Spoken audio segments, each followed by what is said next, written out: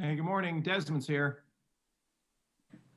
Good morning, Mr. Desmond. We can hear you and see you fine. Thank you. Thanks, Andrew.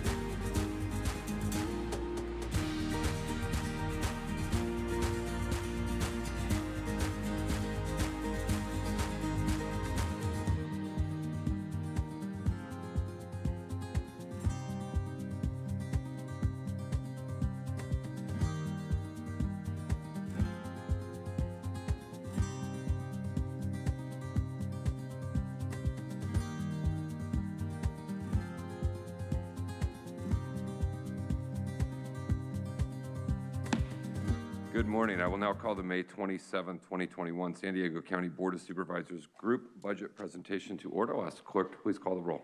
Thank you, Chair Fletcher. Before I call the roll, I would like to note that one supervisor is participating via teleconference. Therefore, if there are any votes today, they will be handled by roll call vote. Additionally, before we begin, any members of the public that wish to provide oral testimony by phone during today's meeting, please review the instructions posted on the Clerk of the Board's webpage. With that, I now call the roll. Supervisor Anderson and Supervisor Lawson-Remer have informed the board that they will be absent. With that, Supervisor Desmond. Here. Vice Chair Vargas. Vargas here. Chair Fletcher. Here. We're gathered here for day 2 of our fiscal year 21-22 county budget process. This gathering is kind of the first of a new budget practice where select departments walk through the details of their proposed budget and the 2-year operational plan. During this process, yesterday and today, we've heard from our 4 business groups. Yesterday, we heard from Public Safety Group and Health and Human Services Agency. Today, we're going to hear from Land Use and Environment Group and the General Finance and Government Group. After each individual presentation, board members will have the opportunity to ask questions and engage with staff on that item. And at the conclusion of each of the business groups, we will make available public comment. As a reminder, there are no action items for us to vote on. We're only receiving the presentation, asking questions, and deliberating as a board in general, but no specific votes or actions today. Members of the public will, of course, have the opportunity to weigh on at the end of each group presentation. With that, I'm going to kick it to Sarah Agassi, Deputy CAO for Land Use and Environment Group, who will walk us through your departments in presentation. Sarah? Thank you. Good morning, Chair Fletcher and supervisors. Thank you for the opportunity to present our operational plan. To begin, I'd like to introduce the talented leaders of our Land Use and Environment Group departments here with us today in the hearing room. Ha Dang, Commissioner of Agriculture and Sealer of Weights and Measures. Amy Harbert, Department Director of Environmental Health and Quality. Miguel Acosta, Director of County Library. Ryan Albright, Director of Parks and Recreation. Kathleen Flannery, Interim Director of Planning and Development Services. Jeff Maneda, Director of Public Works. And Lori Renstrom, lead for our partnership with the University of California Cooperative Extension. Following my remarks, there will be presentations by our Parks and Recreation, Planning and Development Services, and Public Works departments. The Land Use and Environment Group serves the community by preserving the environment, protecting health and safety, and improving quality of life for the region's 3.3 million residents and 35 million yearly visitors. Our programs and services are diverse, and our team members are dedicated, agile public servants who step up daily to respond to challenges as opportunities with innovation and empathy. We inspect food facilities, operate at-risk youth programs, monitor beach and bay water quality on 70 miles of shoreland, support the $1.8 billion agricultural industry, and ensure consumer protection throughout the region. We also operate parks and libraries, protect open space land, maintain and improve county roads, and regulate land development for the unincorporated community, which is the second largest jurisdiction by population in the region and larger than the states of Rhode Island and Delaware combined in land area. Protecting the environment is one of the pillars of LUJA's programs and services. We leveraged $79.6 million to implement sustainability measures, including diverting solid waste from landfills and reducing greenhouse gases in 2020 by over 160,000 metric tons. This is equal to the emissions of nearly 35,000 passenger vehicles driven for a full year.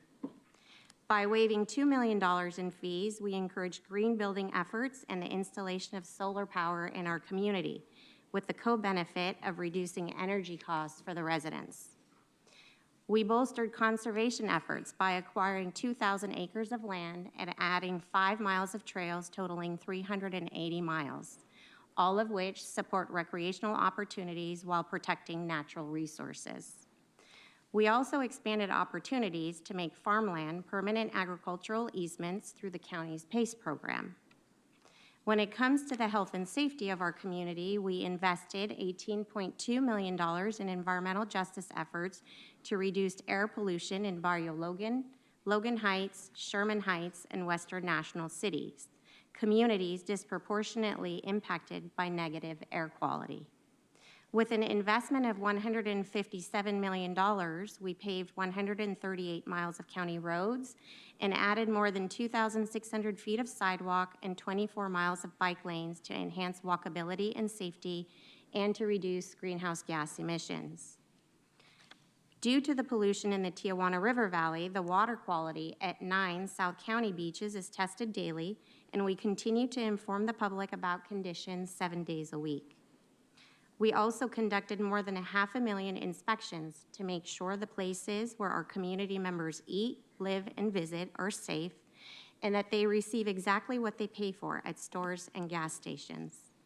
And because not all communities are the same, we provide services with a focus on equity and respect for each other. During this past year, access to broadband connectivity has become an even more critical infrastructure need in our community. To support this, we have improved access to our 24/7 Wi-Fi service by extending the signal outside at 20 library branches, and will be increasing this access to all 33 branches next month.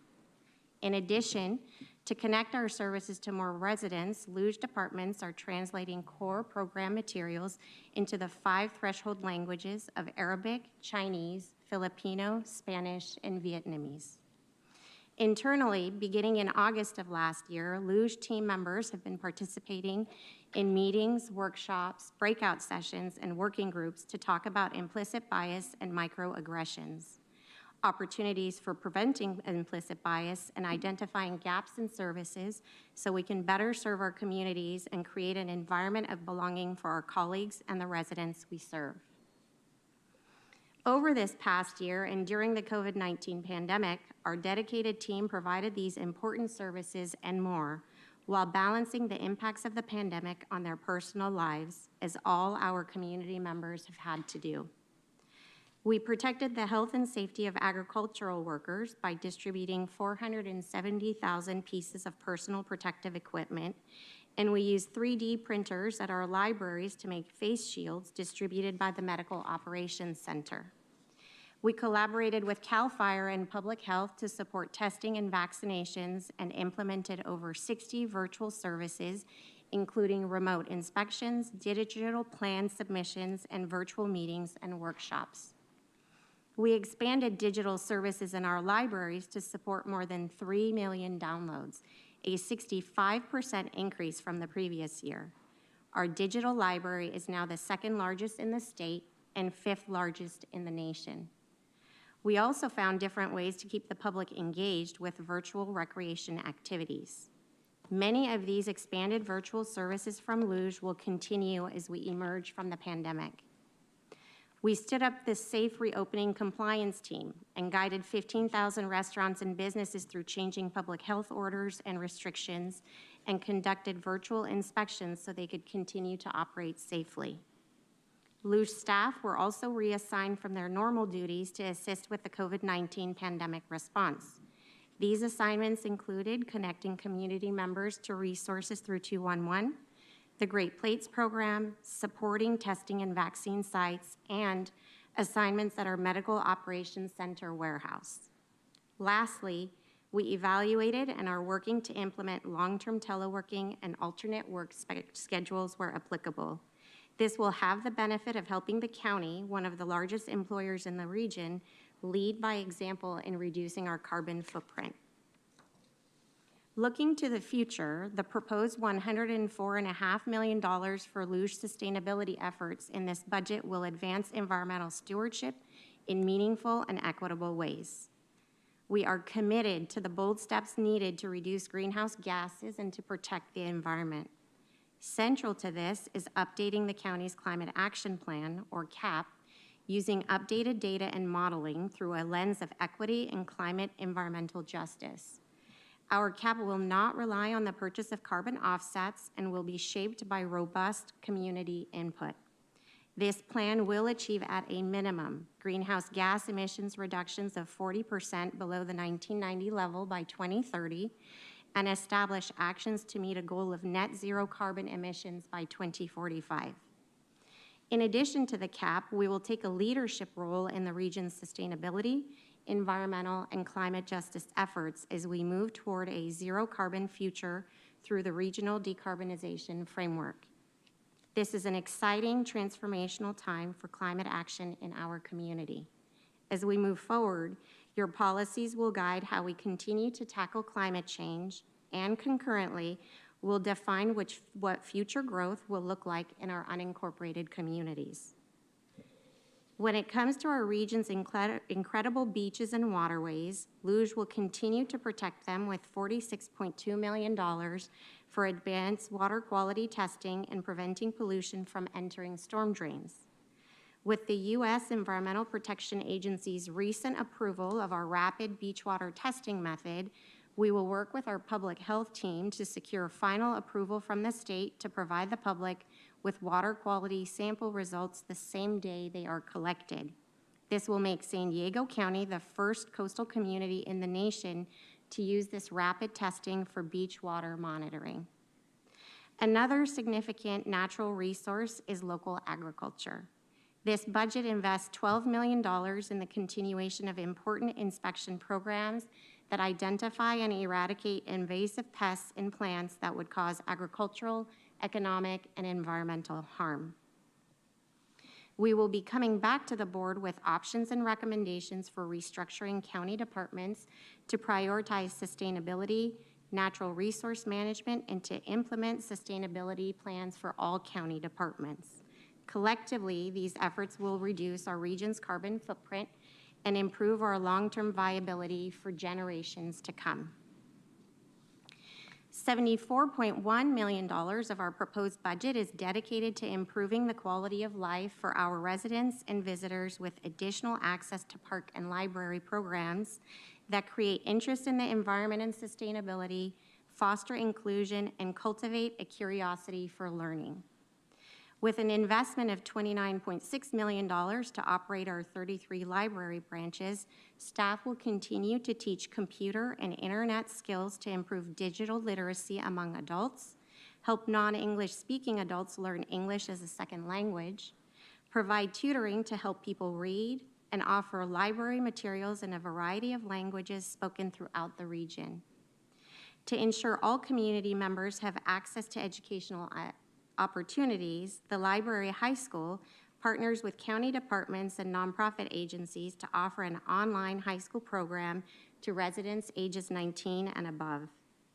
The library also collaborates with Jewish Family Services to provide citizenship training to legal permanent residents, helping them become naturalized citizens.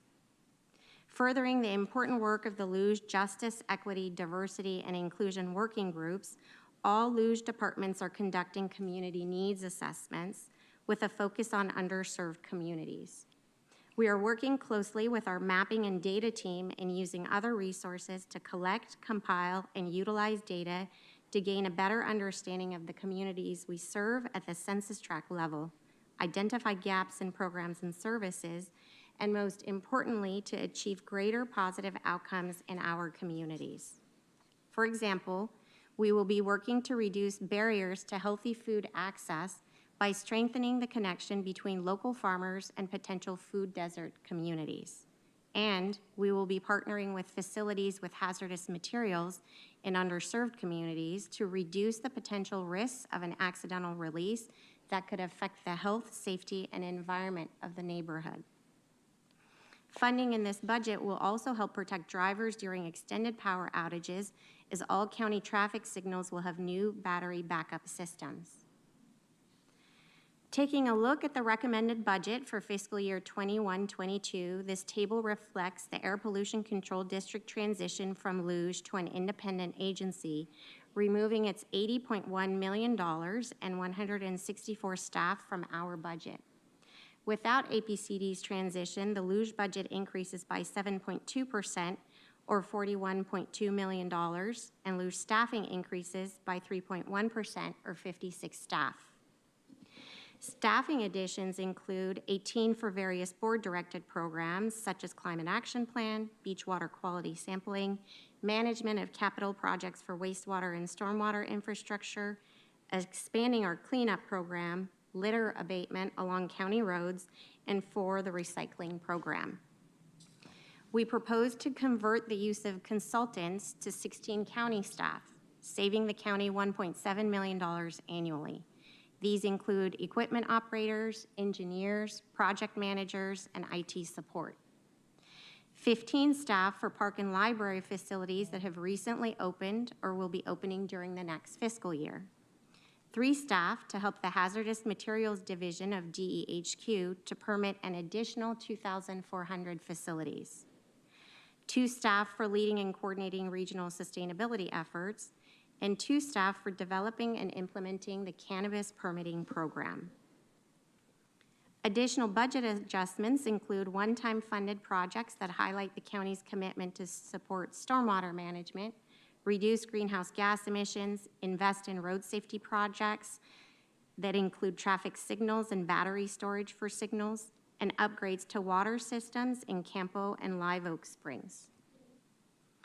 Looking at our alignment with the framework for our future, As described previously, we are absolutely committed and focused on bold climate action and a zero-carbon future in partnership with UCSD School of Global Policy and Strategy and USD's Energy Policy Initiative Center. Our focus on environmental and climate justice will deliver improved public health and better outcomes for those disproportionately impacted by environmental burdens. By creating and implementing the environmental justice element of the county's general plan, we will ensure that land use decisions are being made with an attention to inequitable environmental impacts, including air and water quality. To advance and meaningfully address equity in environmental and climate justice, there will be a focus on a collective effort to reduce greenhouse gas emissions. We will ensure that health disparities, food justice, and infrastructure equity are addressed and that efforts are coordinated across the entire county enterprise and with our community stakeholders through the Office of Environmental and Climate Justice. To promote economic access and equity in the cannabis industry, we're collaborating with stakeholders to develop a plan for the licensing, zoning, and permitting of cannabis cultivation, manufacturing, and retail facilities in the unincorporated area. In addition, we are supporting the Office of Equity and Racial Justice's efforts to create a socially equitable cannabis program that will prioritize social equity, access, and business opportunities. We will partner with the Office of Equity and Racial Justice in the efforts of our LUJ Justice, Equity, Diversity, and Inclusion working groups to support racial and social justice efforts. We will continue our work to create a culture of courage, to address bias, and foster an environment of inclusion and belonging for our colleagues and community members. Holding trainings and offer resources to guide employee recruitment and retention, implement more needs assessments to better understand our community members, and increase communication, engagement, and participation of our diverse team and community in our programs and services. Finally, our participation in the South County Environmental Justice Task Force will advance and implement tangible solutions as a part of the larger group to resolving the water quality and health crisis at the Tijuana River Valley. This concludes my portion of the presentation. Chair Fletcher and supervisors, we are happy to answer any questions at this point or to turn the presentation to Brian Albright for a more detailed look at our Parks and Recreation Department. Thank you. Let's go ahead. We'll hear from Brian. We'll go through and then we'll do questions all at once. Thank you, Sarah, and good morning, Chair Fletcher, members of the board. We appreciate the opportunity to provide an overview of the recommended operational plan for Parks and Recreation. Our mission to improve the quality of life in our region is twofold. We do it by preserving natural resources and by providing exceptional parks and recreation experiences throughout the county. The county park system features 152 parks and facilities, 380 miles of trails, and over 56,000 acres of parkland. By comparison, for geographic size, that land mass is larger than 17 of the 18 cities in San Diego County. This year, we completed 12 major park projects. They included the construction of 4 new parks in South San Diego, Chula Vista, Sweetwater, and Spring Valley, as well as expansion of parks in Fallbrook, Lincoln Acres, Encinitas, Rancho San Diego, Spring Valley, Lakeside, and Julian. We improved park and recreation services in Valley Center by creating a new county service area that absorbed the previous community services district and added 5 Valley Center parks to the county-maintained system. We acquired over 2,000 acres of land and added 5 new miles of trails. This included our largest land acquisition in over 10 years. We also helped lead the region through the pandemic. County parks were the first to reopen during the various stages of reopening, and we provided guidance to the city parks departments about safe reopening plans. Our virtual recreation programs, which included SD nights, movies in the park, and a variety of special events, reached 35,000 people with over 200 programs and events. Looking forward through next year's budget, DPR will continue to use community needs assessments to help identify and address gaps in our programs and services. We collect data on numbers of visitors, and we use geographic and census tract tools to identify opportunities to increase park access in underserved areas. Our capital investment model evaluates hundreds of data sets to help prioritize capital projects based on equity, access, and sustainability. And we will continue to regularly engage the communities we serve to hear directly from them about needs and opportunities. Our 5-year capital plan includes 80 projects at an estimated value of $340 million. In fiscal year 21-22, we will be implementing 16 projects valued at $88 million. This includes new parks in Alpine, Spring Valley, and Bonsall. To maintain critical infrastructure, we will complete 22 major maintenance projects that help preserve county assets and safeguard the health of our customers and employees. We will continue to partner with community organizations and other county departments to expand our services. We're exploring opportunities for more co-location of parks and libraries, facilities, and programs, and we're incorporating more library connections in our overall program plan, which will include 20 new little libraries in parks. We will continue our work with HHSA and other departments on homeless outreach and provision of transitional services. And we'll expand our support of climate action activities, including the South County Environmental Justice Task Force. DPR's key performance measures are geared to expand our park system, to improve the recreational experience of our visitors, and to move toward greater environmental and financial sustainability. It's estimated that by conserving an additional 500 acres of open space habitat and planting 3,500 trees each year, we can reduce greenhouse gas emissions by 700 metric tons of carbon dioxide equivalent. And that's roughly the same as 150 vehicles driving for a year, or the electricity needed to power 90 homes. We surpassed those goals this year, and we anticipate similar achievements in the coming year. Our volunteer program is a key part of our operations model, and this year we will likely be slightly under the adopted goal of $2.5 million in cost avoidance through the use of volunteers, because the public health emergency limited both the number of volunteers and the amount of time that they could volunteer. We've already begun to sign up new volunteers to expand our volunteer base next year to achieve our targeted savings of $2.5 million.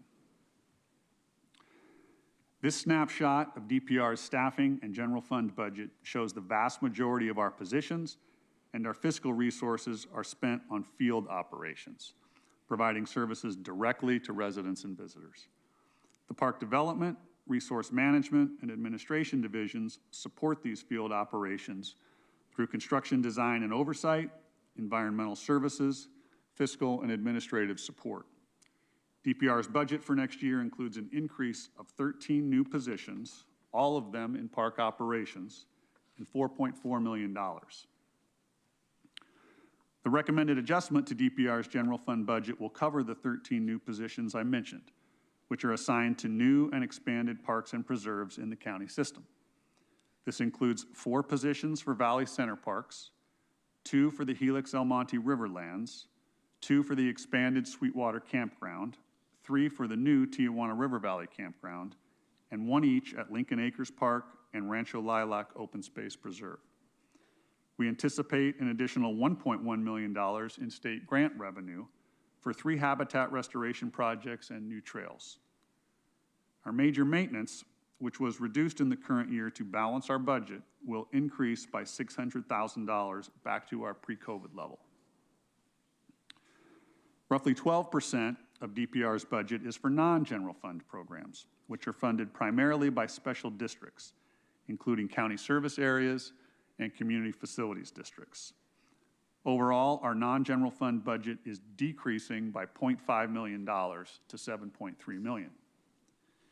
The overall $0.5 million decrease in the non-general fund budget is the net result of 2 budget adjustments: a $0.8 million decrease in county service areas due to the recent completion of major maintenance projects, and a $0.3 million increase in community facilities districts due to the addition of 2 new districts in the communities of Meadowood, which is in Fallbrook, and Park Circle in Valley Center. So overall, our combined general fund and non-general fund budget increase closely matches the county's overall budget increase, both at 7%. For parks, the overall budget in 21-22 is just about the same as it was in 19-20 before the pandemic. DPR's budget is aligned with the framework for our future. We do extensive biological surveying and monitoring each year for our open space preserves.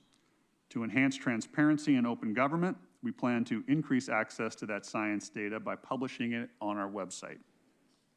Similarly, we plan to host more virtual meetings to review new project concepts, and will make project plans available online for public access.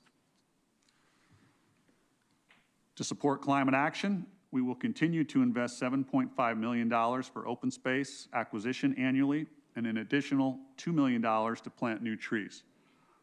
New software implemented for our tree program will enable us to track the health and survival rates of our tree inventory and to better manage our park system tree canopy. We're also expanding green infrastructure within parks. All new projects now include porous parking surfacing, on-site stormwater biofiltration, and every contract advertisement will include an additive alternate for photovoltaic systems. To address the environmental health impacts of continued cross-border sewage, trash, and sediment flow in the Tijuana River Valley, the county completed a comprehensive needs and opportunities assessment in 2020 to identify projects that could improve water quality and the health of our South County beaches. DPR will continue efforts to secure federal and state funding to implement these projects. Just later today, the Coastal Conservancy is expected to approve $10 million to improve the Smuggler's Gulch Basin, which is a project we plan to begin next fiscal year. Like we did in the current year, DPR will seek to extend our operational reach within the public health response framework. Park usage and patronage has gone up during the last year, and we expect that trend to continue, as people clearly crave opportunities to get outside and to connect with other people in a safe environment. Fee waivers for worship and workouts brought new customers to our parks, and many of these people have migrated into other DPR programs, which is fantastic. As the need arises, our sites will continue to be available for health screening and response operations. We appreciate this opportunity to highlight DPR's operational plan. It's a plan that will enable us to continue to pursue our vision for a parks and recreation system that is the pride of San Diego County. That completes my presentation, and I'm happy to take any questions you may have. So let's do all the presentations, and we'll come back, because I've got questions for different groups, but I think if we walk through them all, then we'll do them all. That'd be great. Thank you, Chair. Our next presentation will be given by Kathleen Flannery for Planning and Development Services. Good morning, Chair Fletcher and members of the board. Thank you for the opportunity to present information on Planning and Development Services, or PDS's, fiscal year 21-22 operational plan. Through operational excellence and attention to customer service, PDS balances community, economic, and environmental interests to ensure the highest quality of life for the public of the unincorporated San Diego County, enhancing the sustainability of communities and ensuring the health and safety of residents. For fiscal year 2021, to protect the environment, PDS continued to implement measures to further climate action, reducing more than 160,000 metric tons of greenhouse gases by the end of calendar year 2020, exceeding the state target of reducing 132,205 metric tons. We developed a web page for resources related to clean transportation to support the electric vehicle roadmap. We transitioned the environmental analysis conducted during discretionary permit review to vehicle miles traveled to better reflect impacts on the environment from transportation and land use related greenhouse gas emissions. PDS implemented a local coastal program plan, becoming the lead agency reviewing and issuing coastal development permits, streamlining the process and saving customers time and money while ensuring environmental review and protection. PDS's work on implementing the Sustainable Groundwater Management Act resulted in the first stipulated agreement in the community of Borrego Springs, ensuring a sustainable water supply for years to come. To assist with safe and sustainable housing production and to increase the number of accessory dwelling units, or ADUs, PDS waived permit and plan check fees for over 200 ADUs in the amount of nearly $2 million, doubling the number of ADUs since the start of the program. We simplified the application for projects by working with stakeholders and conducting outreach to collect and incorporate feedback. We revamped our project issue resolution and second opinion programs to assist customers navigate the land use permit process and ensure customer satisfaction. PDS permitted over 1,000 new homes in unincorporated San Diego and investigated more than 2,500 code compliance cases to ensure safe, healthy communities as well as environmental protection, while also creating and implementing the Safe Reopening Compliance Team to support the county's COVID-19 pandemic response for the region. Finally, to achieve operational excellence, PDS expanded stakeholder outreach and engagement and incorporated multilingual electronic notices to ensure that our diverse stakeholders were engaged in projects and programs that affect them. We saved customers money by expanding online applications and payments, developing a mobile building inspection application, implementing a program for customers to manage their own inspections through text messaging, and creating a digital stamp for engineering plans. These initiatives are on target to save approximately $350,000. Next fiscal year, PDS will help ensure a sustainable future by updating the Climate Action Plan, ensuring that it is comprehensive and legally enforceable, that it doesn't rely on the purchase of carbon offsets to meet emission reduction targets, that it uses updated data and modeling and emphasizes environmental justice and equity, that it's shaped by community input, and that it exceeds state mandates and establishes actions to achieve a zero-carbon future. We're also supporting the agriculture industry by preserving more than 400 acres of agricultural land and preparing a draft North County multiple species conservation program to protect vulnerable species and their habitats while providing economic growth opportunities. PDS will focus on civic engagement and promote safe, livable, and sustainable communities by continuing to update community plans, providing timely review and permitting of projects while ensuring communities are designed with the safe and necessary infrastructure, including roads, emergency response services, and parks and trails, as well as meeting building safety, sustainability, and energy efficiency requirements, and by helping businesses recover from the COVID-19 pandemic through continued fee waivers for restaurants and dispersing business revitalization grants. Finally, PDS will strive to be responsive to our communities by fully reopening our counters so that we can better assist our customers navigate the land development process. We'll be making information more available by offering outreach and educational materials in multiple languages to ensure inclusivity and transparency, by collaborating with county departments and stakeholders to develop a socially equitable cannabis program, by developing community needs assessments using geographic and demographic information related to underserved communities to identify areas that may benefit from increased outreach and education, including in areas such as the installation of residential photovoltaic systems and accessory dwelling units, and implementing the housing, safety, and environmental justice elements to reduce environmental injustice and disparities in underserved communities.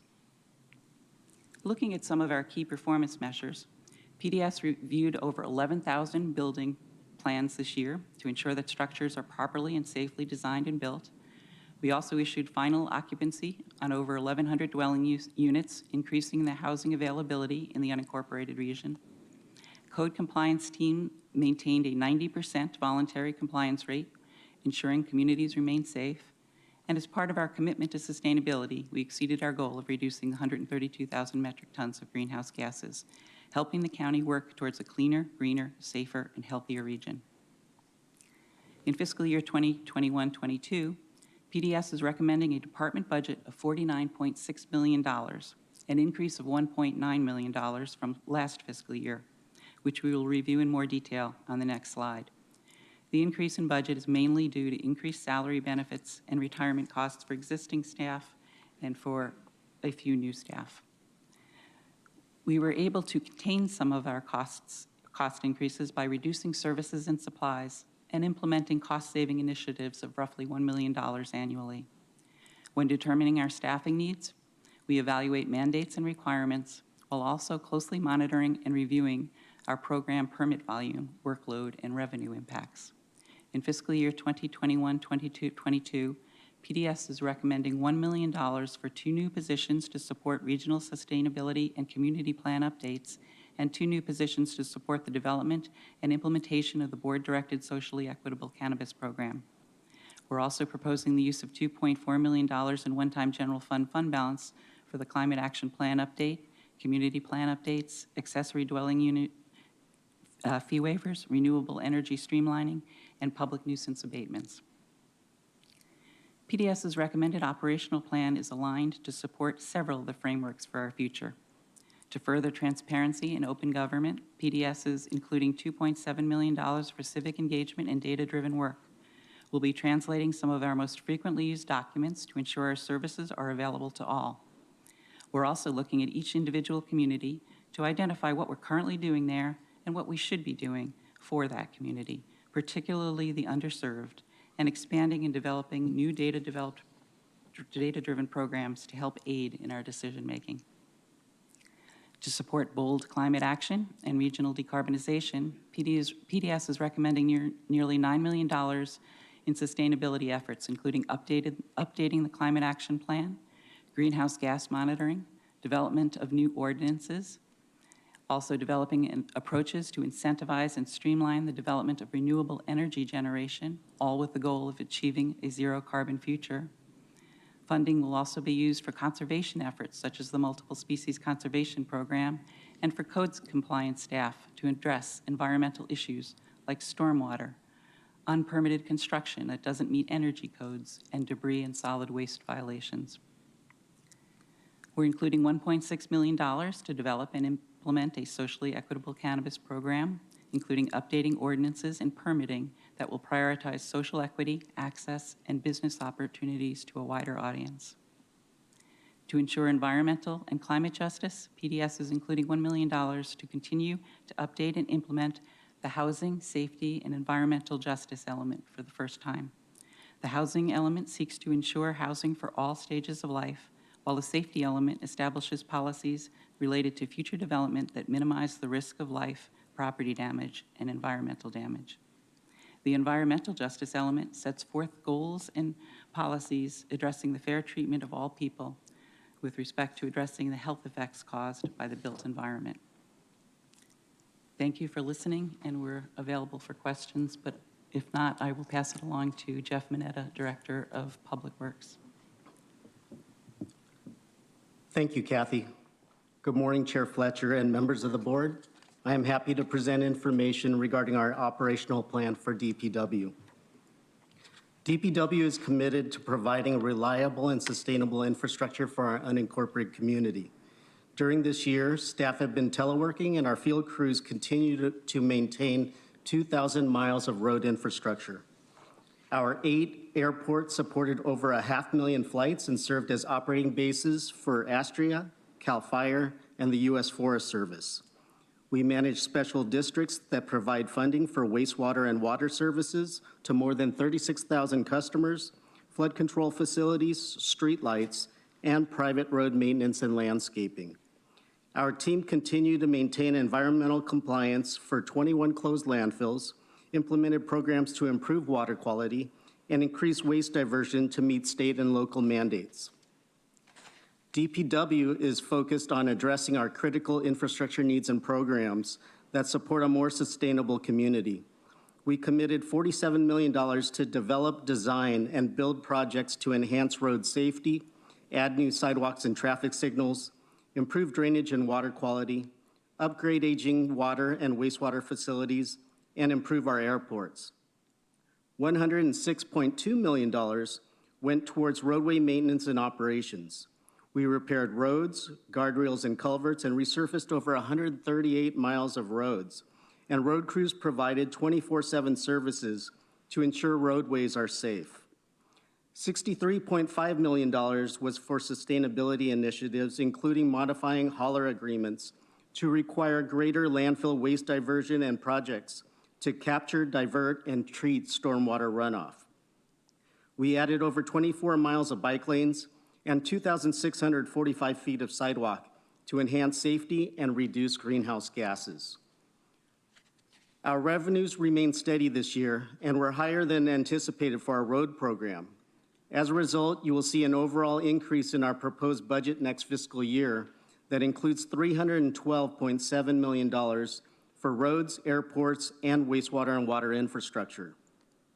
We propose to allocate $50 million to repave roads, which includes repair of aging drainage structures and upgrades to sidewalks with ADA curb ramps to enhance access and walkability. The proactive repair of our roads will reduce future costs and help reach the board's goal of achieving an overall pavement condition index, or PCI, of 70, which is considered a good pavement condition.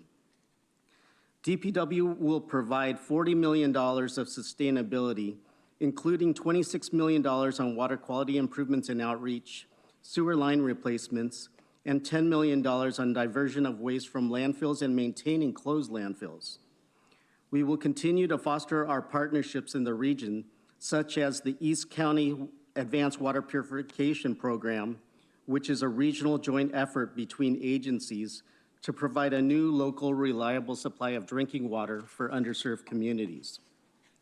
The county also acquired the Live Oak Springs water system in Campo and is investing $4.5 million to ensure the community of 300 will have safe and reliable water. DPW has key performance measures to gauge our program's benefits while focusing on operational effectiveness, cost containment, and continuous improvements. We are committed to doing our part to reduce pollution in local beaches and creeks. DPW implements comprehensive public outreach and inspection programs to help prevent pollution. And we are also constructing green infrastructure projects in roadways and drainage channels to remove pollutants from stormwater runoff.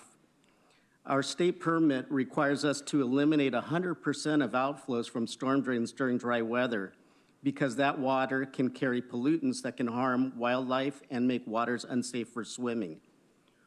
Our progress so far in reducing dry weather runoff flows is 18%, and we recognize that it will take substantial additional resources to meet the 100% requirement. Retrofitting our drainage systems to include pollution reduction measures is a long-term commitment. We estimate that it will take significant investments in green infrastructure over the next several decades to meet the mandate. The county has allocated a total of $85 million in general fund balance to the stormwater program since 2013.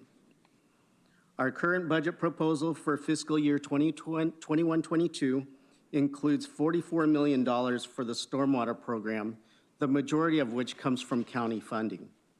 But we estimate the annual need to be from $60 million to $80 million per year to achieve full compliance. This equates to a total need of $300 million to $400 million over the next 5 years. DPW is actively looking at ways to fund this gap based on what other regions have done, but there are no easy solutions. Some potential options could include establishing stormwater fees, exploring public-private partnerships, applying for grants, or utilizing low-interest loan programs that have traditionally been used to fund drinking water and sewer infrastructure, but may be available for stormwater as well. For our road program, in the 4 years since Senate Bill 1 was approved to invest state gas tax revenues in improving roads, freeways, and bridges across the state, DPW has resurfaced more than 420 miles of unincorporated roads. This effort has led to an increase in the Pavement Condition Index, or PCI, to 65, and our goal next year is 66. The pavement program was reduced in fiscal year 2021 due to anticipated decrease in revenue from gas tax due to the COVID-19 public health emergency. Revenues were higher than anticipated, and we will be increasing funding for the pavement program next year through fiscal year 24-25 based on forecasted revenues. Based on the forecasted revenue, we anticipate achieving a PCI of 70 by fall of 2025. We are in the process of conducting a field survey of our roads to verify the PCI, which is expected to be complete this year. DPW's total budget for general fund activities is $42.8 million, and the recommended budget has an overall net increase of $100,000. $8.9 million from the general fund is recommended for one-time projects, including new sidewalks and bike lanes to support reduction in greenhouse gases, and traffic signal improvements for safety.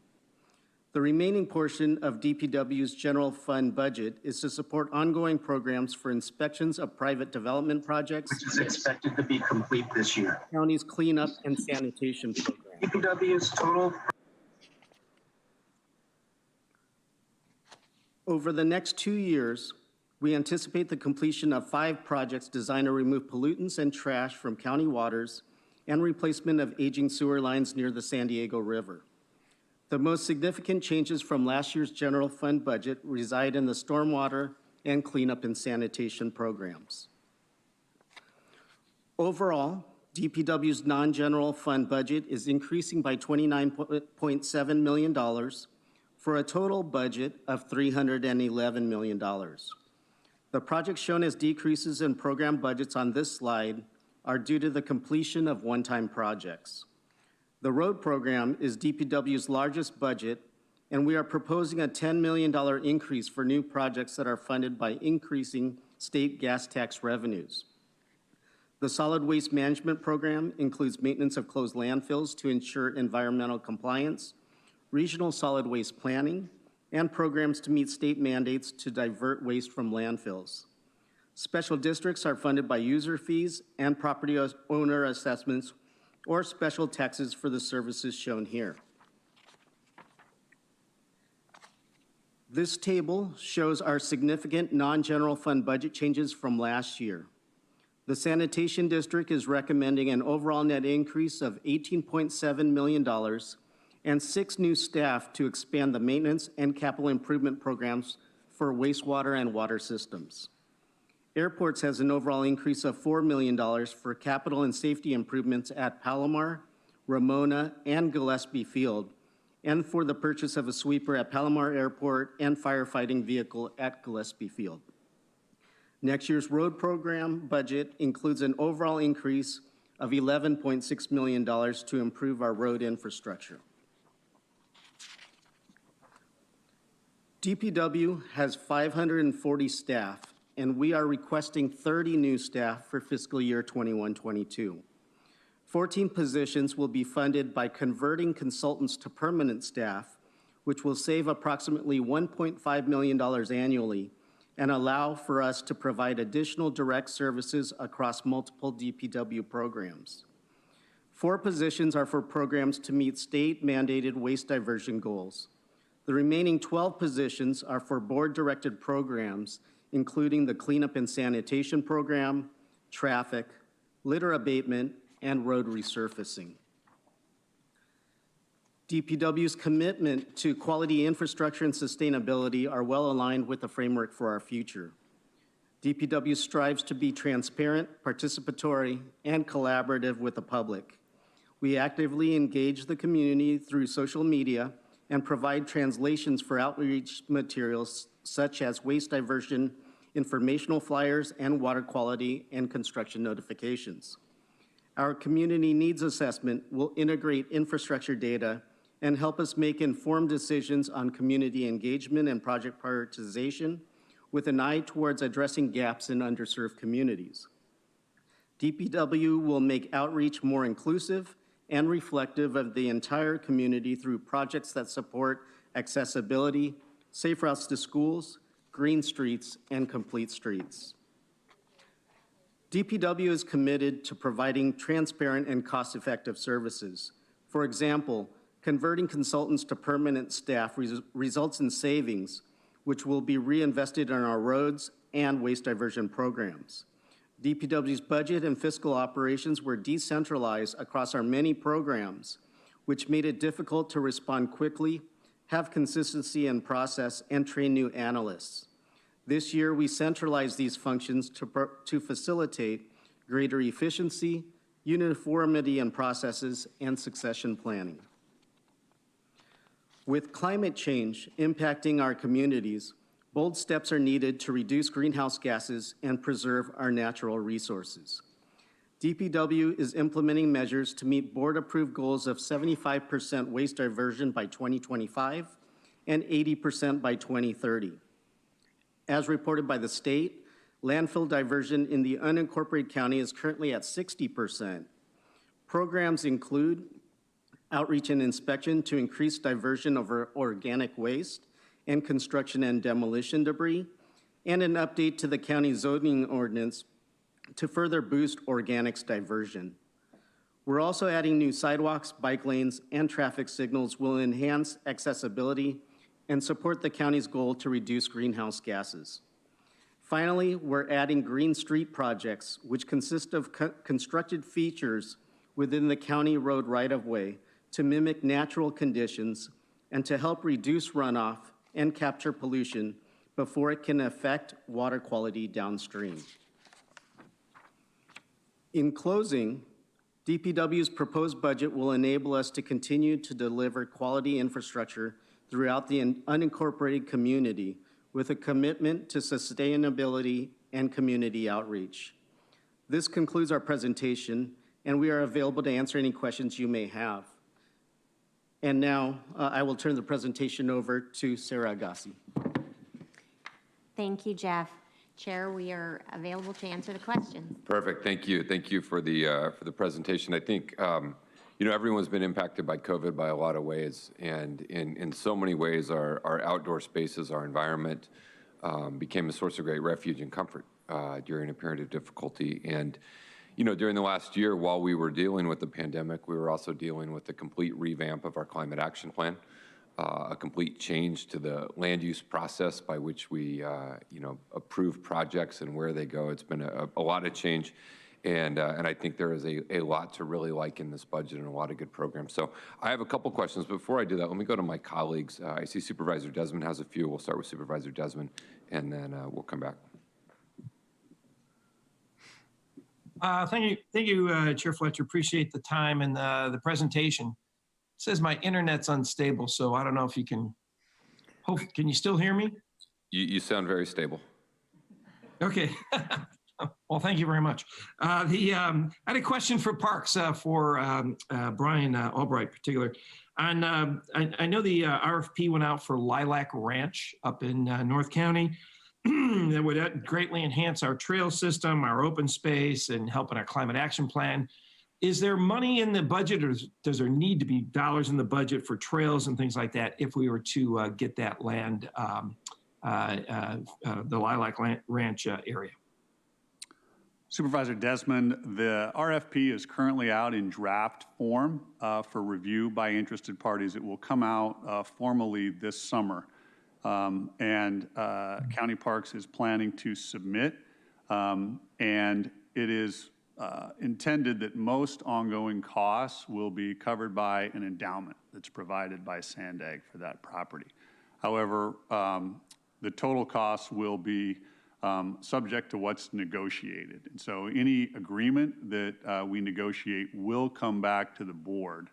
And if there are additional costs, they would be considered at that time.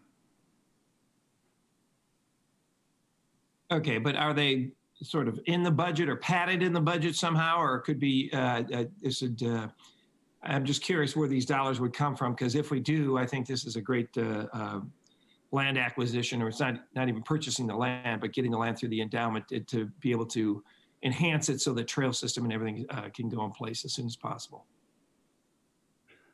Yeah, Supervisor Desmond, we would anticipate that we probably will not be close to a final agreement until very late in the fiscal year anyway, and we would come back at that time with budget impacts.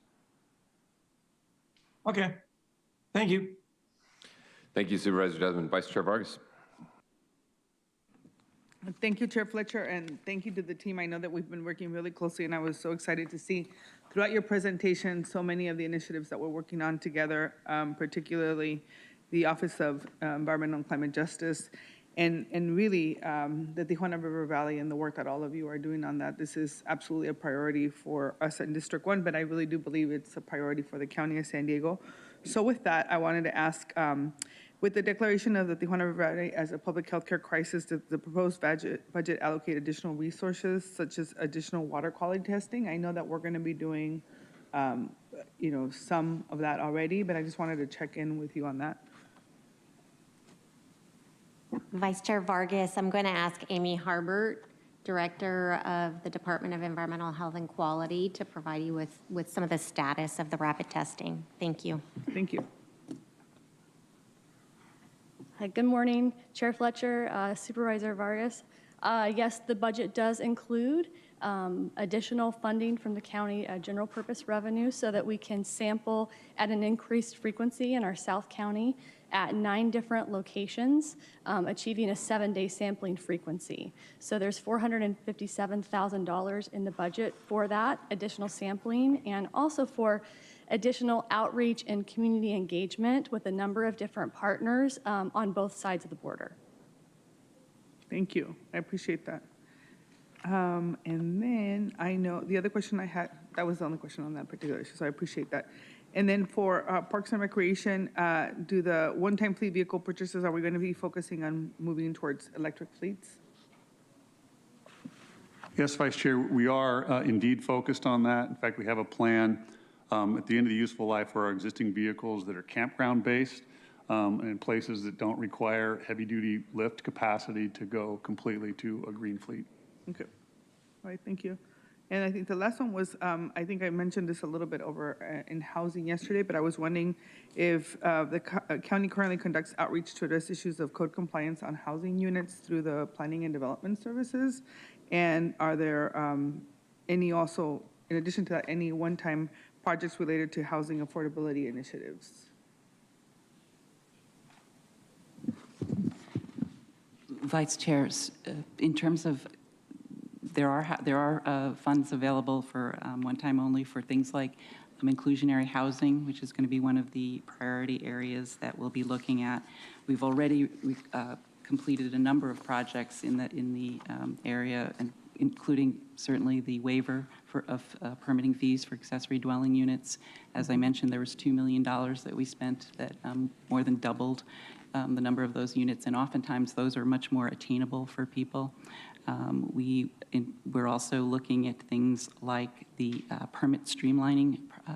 We've been converting some of our permitting to self-certification, which also reduces costs and time for our applicants.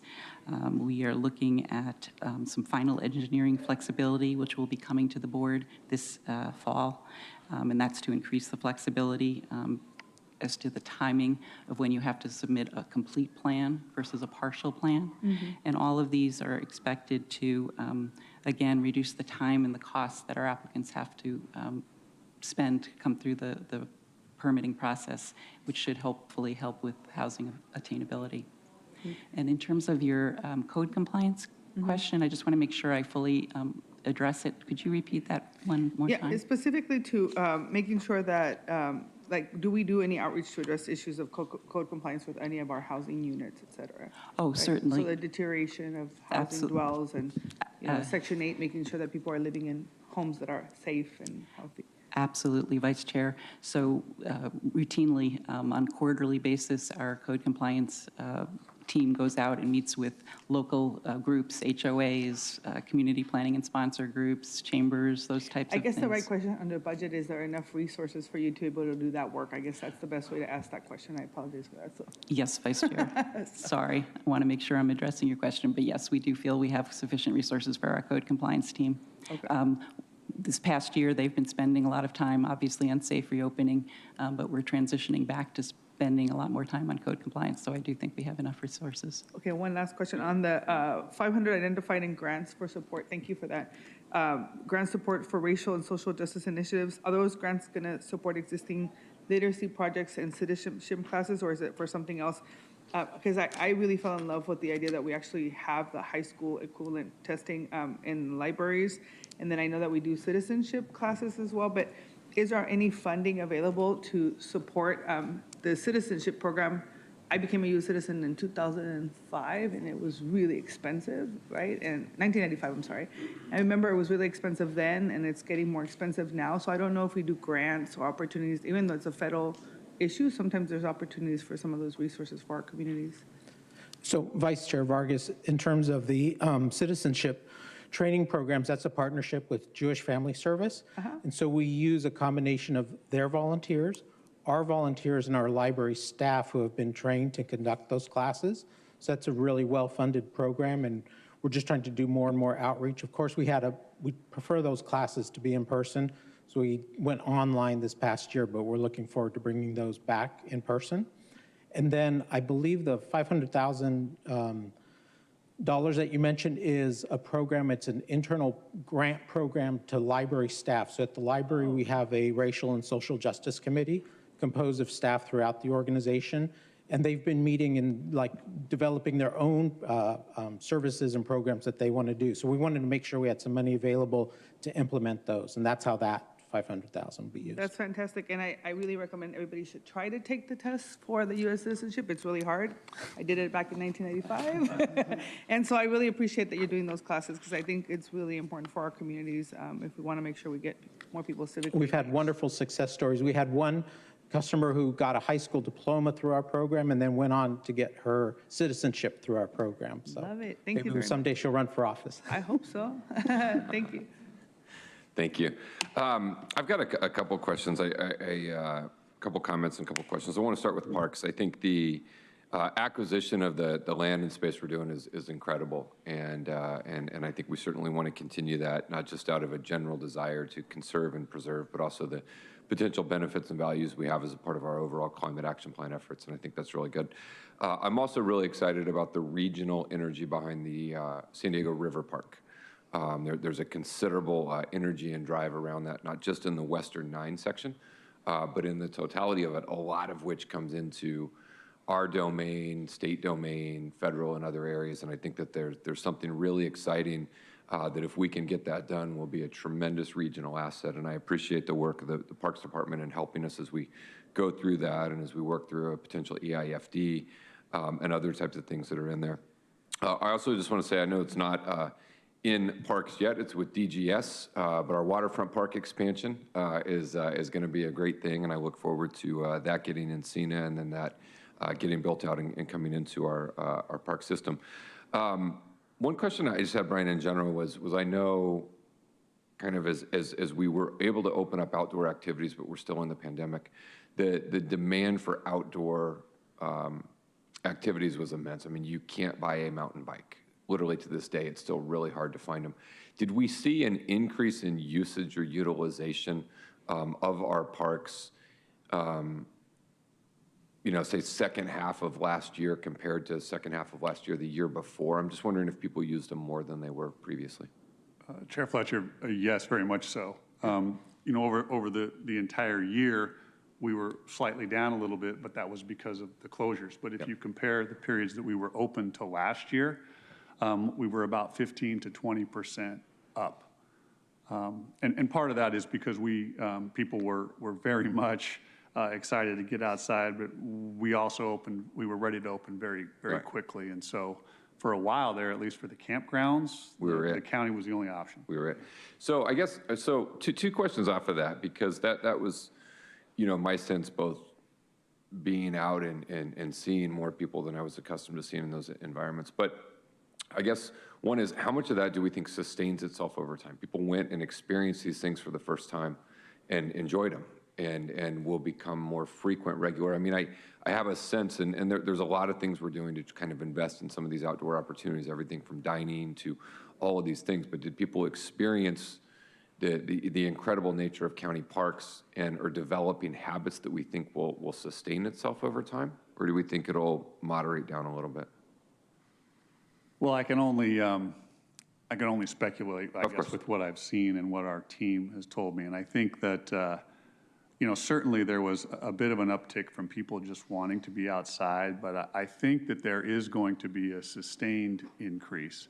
And a lot of that was because people were coming out and getting introduced to other opportunities. Mm-hmm. We mentioned people that were in the parks for the worship and workouts thing. Mm-hmm. And then all of a sudden signed up for 4 other activities or classes or went camping. We have data on that. So that was a great sign, I think, that the people coming out have now sort of reacquainted themselves with something that hopefully they want to be a lifelong passion. Yeah. So my question is, if you're up 15 to 20%, how are you going to be able to maintain the service if your budget's flat? Well, we will be able to maintain just based on the way that our budget is maintained, at least for the next year moving forward. The funding that are in the pots that go towards that sort of day-to-day management, that is up. And in fact, our proposed budget includes 13 new positions. For that? to Right. accommodate We the are increase? down in other funding sources, which primarily are park impact fees for capital projects. I see. And that's how the balance is Okay, made. but you're confident that you have what you need from the board in the budget to meet the need, even if it's increased capacity? Yes, I am. Okay, and if you're not, at some point, you need to come tell us, because what we don't want to do, we want people to use the parks, and we want more people to use the parks, and more people using the parks is a good thing. But more people using the parks means more strain on your staff and your team. And we want to make sure that we can maintain the health of our workforce, but also maintain the incredible experience people have. And so if you hit a point at some point where this is very sustained and you're like, hey, we're stretched thin here, please do come back and tell us, because I think, for myself, there's an overall goal. More people in our parks is the goal. And so as we get more people, we may have to provide more support and service to those. And then again, excited about the potential, the things that we have acquired, the things we might acquire in a negotiated process. We'll see how the negotiations go. We don't want to be too eager there. But in general, where we're going, and then really excited about the river park and the pieces that can come together there. And, if we complete that, that's going to be something that is multiple jurisdictions, figuring out something. But the notion that you could get on your bike in Ocean Beach and ride all the way into the mountains on one continuous, uninterrupted, protected bike trail or hiking trail would be something really incredible. So, and I'll keep you posted on my El Capitan sunrise climb there. We'll let you know how it goes. Get an early start. Yeah, early alpine start. All right, thank you, Brian. Sarah, I've got just a general question on the climate action plan. I know that there's significant funding that's in the budget for this, and this has obviously been a priority. Another area where board is shifting, and I appreciate in general the embrace of the framework for our future. Can you walk through just briefly the intended planning aspects we're looking at for next year? And then what I'm in particular interested in is there's a lot of implementation of the previous cap, right? And so how do we balance funding for implementation of a previous cap while we are simultaneously developing a new cap? And just kind of share some context and insights on that. Absolutely. Thank you for that question. So as we look at it, it's really, in essence, parallel tracks for us. One is, how do we continue the momentum to continue to reduce greenhouse gas emissions, so the 160,000 metric tons that we talked about. We have really across the county organization, so as we look at, Charlie is also here, thank you for joining us with General Services as we look at our efforts. More than $20 million currently that various departments are putting towards different GHG reduction measures. So whether it's Parks and Recreation with the open space acquisitions or the tree planting, whether it's the move towards electric vehicles for us, the county fleet, and then also looking at things like our housing element, which will play a role in that, and the environmental justice element as well. And so we continue the momentum on those, and the budget plans for that and has funding associated with that. But then, as you mentioned, for purposes of the climate action plan itself, we will be coming to the board with hopefully a final work product by the end of next year, which is the goal at this point for us, with various measures. And at that point, we will be looking at not only what we have been achieving in the measures that we've been using up to this point, but also those additional measures in light of the thresholds that we want to make sure we are meeting that we will need to implement. And at that point, we will be coming to the board and requesting additional dollars and funding for that, whether it be as incentive programs that we need to implement for our community members and residents to do their part to reduce their GHGs, or it be county. It could be looking at stronger measures for purposes of what Jeff highlighted as far as our diversion rates. We may need to look at that. Or as far as general services and fleet, we may need to increase the number of electric vehicles that become part of our portfolio for the county. And then also, let's not forget about our teleworking plan for the county, which will also help us reduce our carbon footprint tremendously. So those are some of the examples. So we charge ahead with the implementation of the previous one because those things still reduce greenhouse gas emissions. They still make the world a better place while we develop the new cap, knowing we're going to have to do more Absolutely. than what is present in the implementation today. Absolutely. Okay. Speaking of EVs, I know we approved our request last year to waive fee waivers for EV charging, residential renewable energy projects and other things. Do we have any impact? Do we know? It may have been off a little bit for COVID, but do we have any sense of the impact of those fee waivers? We do, Chair. So we actually have seen a definite uptick in the number of permits that we've issued for things like battery storage, panels, charging stations, those types of things. And there's been a number of things that have contributed to that, certainly tax incentives and rebates, but also this board waiving the permit fees for those. And by way of example, in fiscal year 1920, we issued approximately 1,100 permits that would have been part of this fee waiver package. Since the fee waiver went into effect on January 9th, 2021, we've actually issued 765 permits, which would be annualizing at about 1,800 permits. So we've definitely seen an increase there. Got it. Is the fee waivers in the budget to continue? The fee waiver is in the budget to continue. It was one-time only funds. When we developed the ordinance, we said we would be coming back to the board when we're about halfway through the funding, which would be, if we stay on target, around August, September timeframe. Yeah. If we continue to see the same uptick for the remainder of the fiscal year that we've seen to date, we would be seeing a need for about $400,000 additional dollars to take us through the end of fiscal year 2022. Yeah.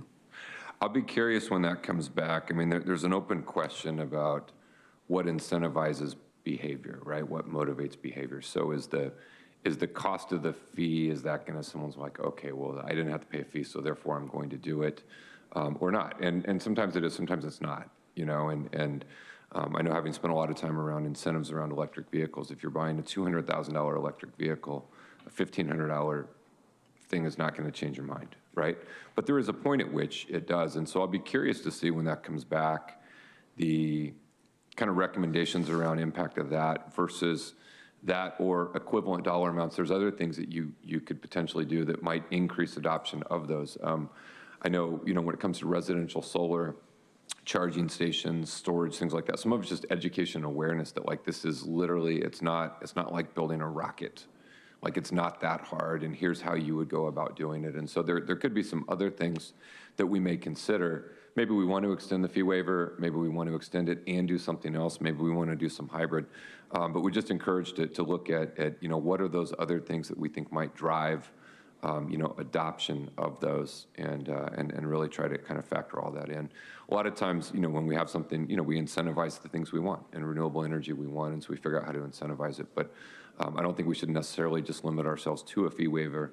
There could be something else. Maybe it has value, maybe it doesn't, but I think looking holistically at it. But the uptick is certainly good, and I think as the battery storage technology increases, there's tremendous opportunities there for grid stability, and other things, particularly in unincorporated communities that are more subject to, you know, power instability.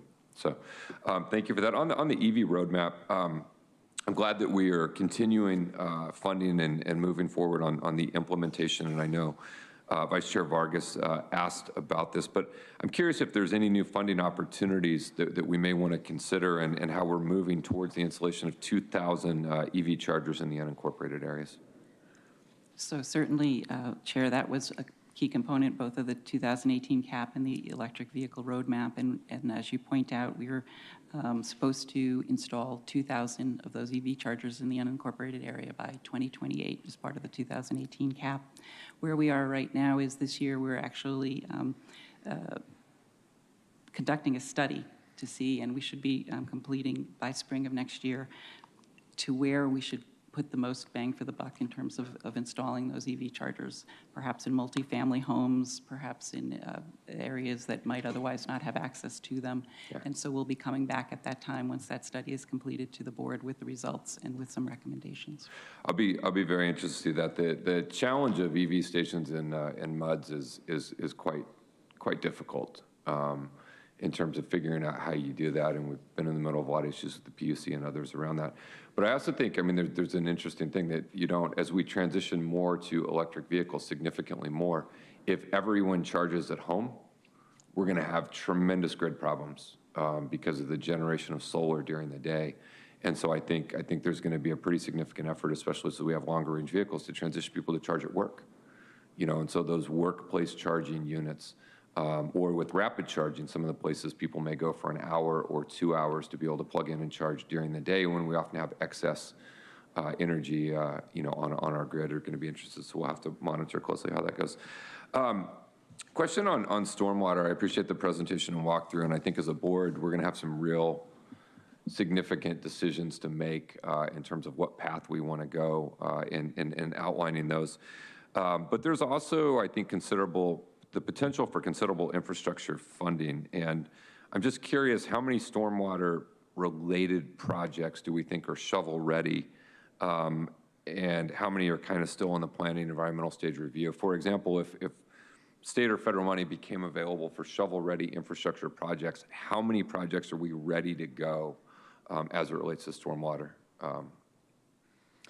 Yeah, thanks, Chair Fletcher. So we really have been focused this year on getting projects to the shovel-ready stage. And so at this point, we have 5 projects that I would consider shovel-ready. And those will likely move into construction phase during the fiscal year 21-22.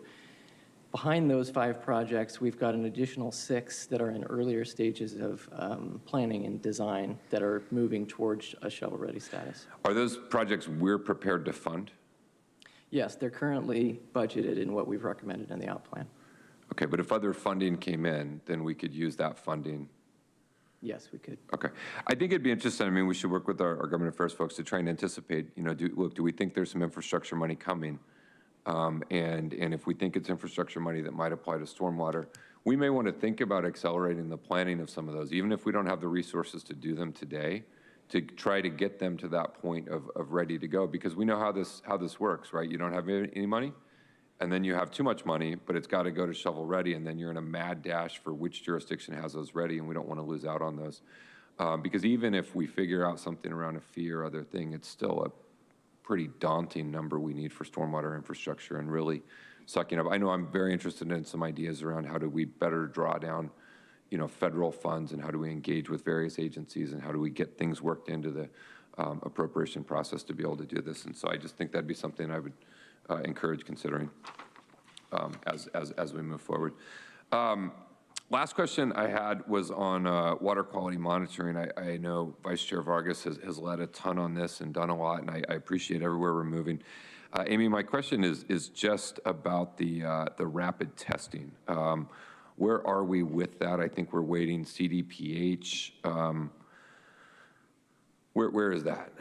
Yes, Chair Fletcher, that's correct. And we got some exciting news recently. The US EPA approved our method for being able to do the rapid testing, meaning that we would be able to, once we receive the final approvals, share those results with the public the very same day. We're not quite there yet. We have a few more steps to go through with CDPH. Working with environmental health and our public health lab partners. There's lab certifications and things like that, but we anticipate this calendar year, we're going to be able to do this, and we'll be the first coastal county in the nation to offer this new testing method. Got it. And you have all the funding you need for it, so you're just working through the process with CDPH. That's right, we do. For environmental health and public health as well, they have all the equipment that they need to do this as well. Okay, so there's nothing, we're not holding you up on being able to get that. It's just working through the final steps you need. That is correct. Okay, if you get stuck with CDPH, you let us know. I sure will. Thank you. Okay, thank you. Let's go to our public speakers. Thank you, Chair Fletcher. We have 3 requests to speak by phone this morning. Any members of the public that requested to speak on the land use environment recommended operational plan, please dial into the conference line now using the instructions that were provided to you. We will be calling speakers by the last 4 digits of their phone number. You'll hear a notification that your call has been unmuted. You will then need to press *6 to unmute your line. We'll ask you to please state your name for the audio record. I'm just waiting for those individuals to dial into the conference line at this time.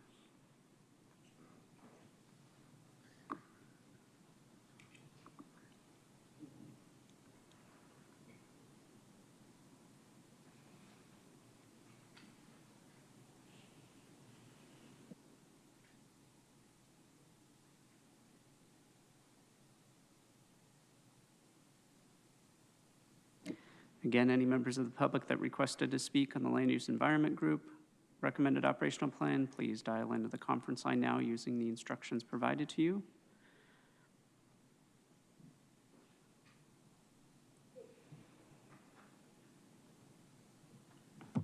No?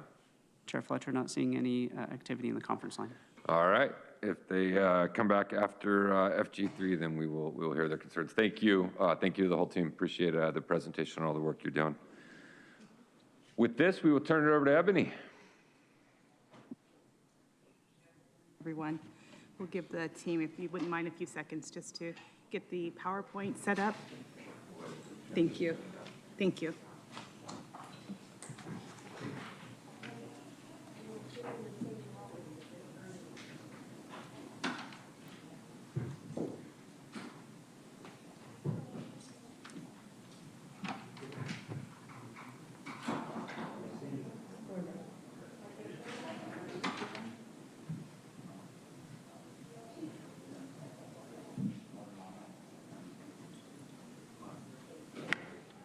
You're up there.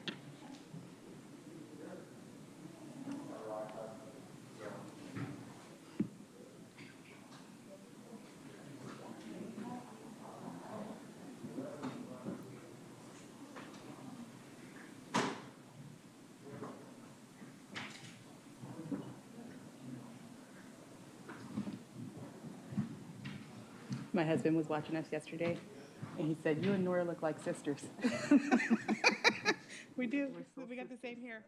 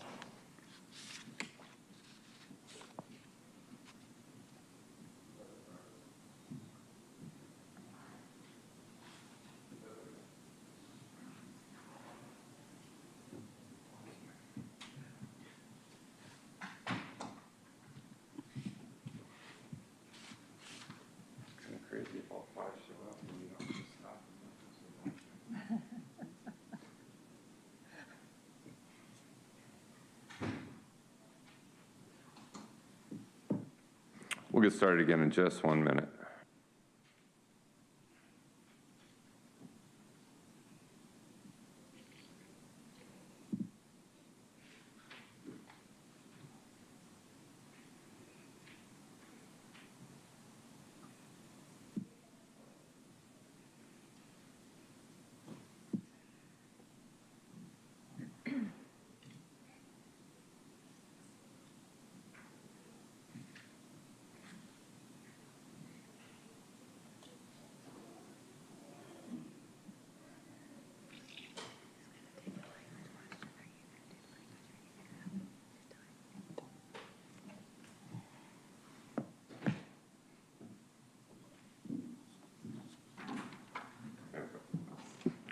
All right. Ebony, we will turn it to you. Okay, thank you, Chair. Last and certainly not least, we have the Finance and General Government Group here to present to you today, which is also known as FG3. FG3 provides support functions that are often less visible than other groups, but are essential. We are enablers for the rest of the organization to do what they do well to support the region. Some of the functions that we provide quickly come to mind, like human resources, budget, legal, technology, but we're also responsible for regional activities such as administering the property tax system, communications, planning and execution of the $1.3 billion capital program, management of our fleet program, oversight of the county's contracting portfolio with over 2,700 contracts and an annual spend rate of $1.6 billion, managing the county's $12.7 billion investment pool, and $620 million of outstanding debt obligations, along with financial reporting, auditing, coordination of unemployment benefits and workers' compensation, conducting elections, investigating misconduct of sworn officers, and administering your board's community grant programs. This slide outlines the 17 FG3 departments, including all internal and external public-facing services. Under your board's direction, we're looking forward to growing and adding the Office of Labor Enforcement and Standards and the Office of Evaluation, Performance, and Analytics through the change letter process. Today, we have 7 departments that we'll be presenting to you, including the Assessor Recorder County Clerk, Mr. Ernie Dronenberg, the Treasurer Tax Collector, Dan McAllister, the Citizens Law Enforcement Review Board, Paul Parker, our Executive Officer, Purchasing and Contracting, Jack Pellegrino, our Director, the Registrar of Voters, Cynthia Pays, who is our Interim Director, the Office of Equity and Racial Justice, Andrew Strong, and General Services, Marco Medved, our Director.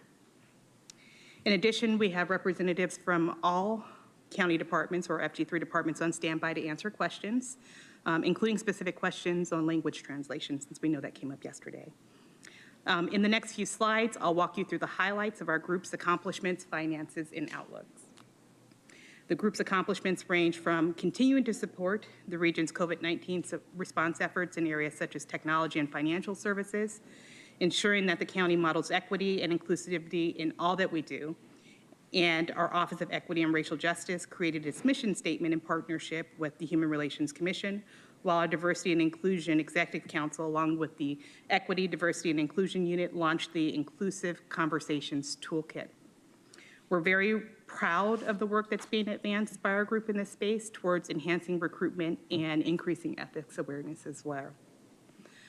While the pandemic response and urgency for social and racial justice became a focus locally and globally over the last year, we continue to provide superior legal services and communication services to the enterprise and the public, with accountability and transparency forefront in all that we do.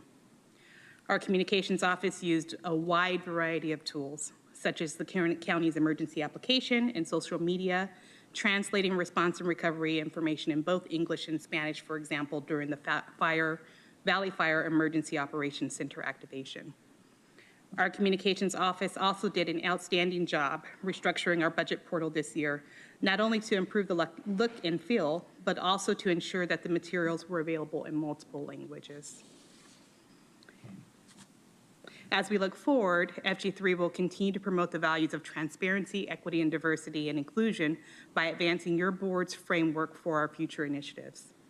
Recruiting and retaining talent will remain a priority to continue to carry out the county's mission and support department's operations. We'll negotiate fair and prudent memorandum of agreements with the bargaining units, and we'll utilize the results of an equity study to assess how county classifications compare to other large counties. In addition, with the continuing challenges of COVID-19, we'll continue to create a strong control environment to support department efforts in tracking and reporting expenditures eligible for reimbursement by federal funds.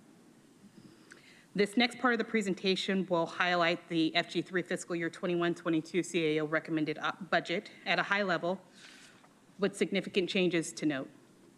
FG3's budget is small but mighty, totaling $769 million, which is a $7.5 million or 1% increase from the current year. We have 1,775 FTEs, which is 21 FTEs or a 1.2% increase from the current budget. Less than half of our budget is within the general fund, which is what you see here on this slide. Focusing on the far right column of this table, the primary drivers for the decrease in our group's budget this year is the removal of one-time appropriations that were included in the prior year's budget in the assessor, recorder, county clerk for document preservation, the chief administrative office for the startup of the Office of Equity and Racial Justice, the registrar of voters for the November 2020 election, and one-time energy efficiency projects in the Department of General Services. This slide highlights budget changes within our group that are occurring outside of the general fund, which is concentrated in our internal service funds, also known as ISFs. These funds provide an accounting mechanism to account for services provided to our internal customers for services such as facilities, management, fleet maintenance, information technology, and purchasing and contracting.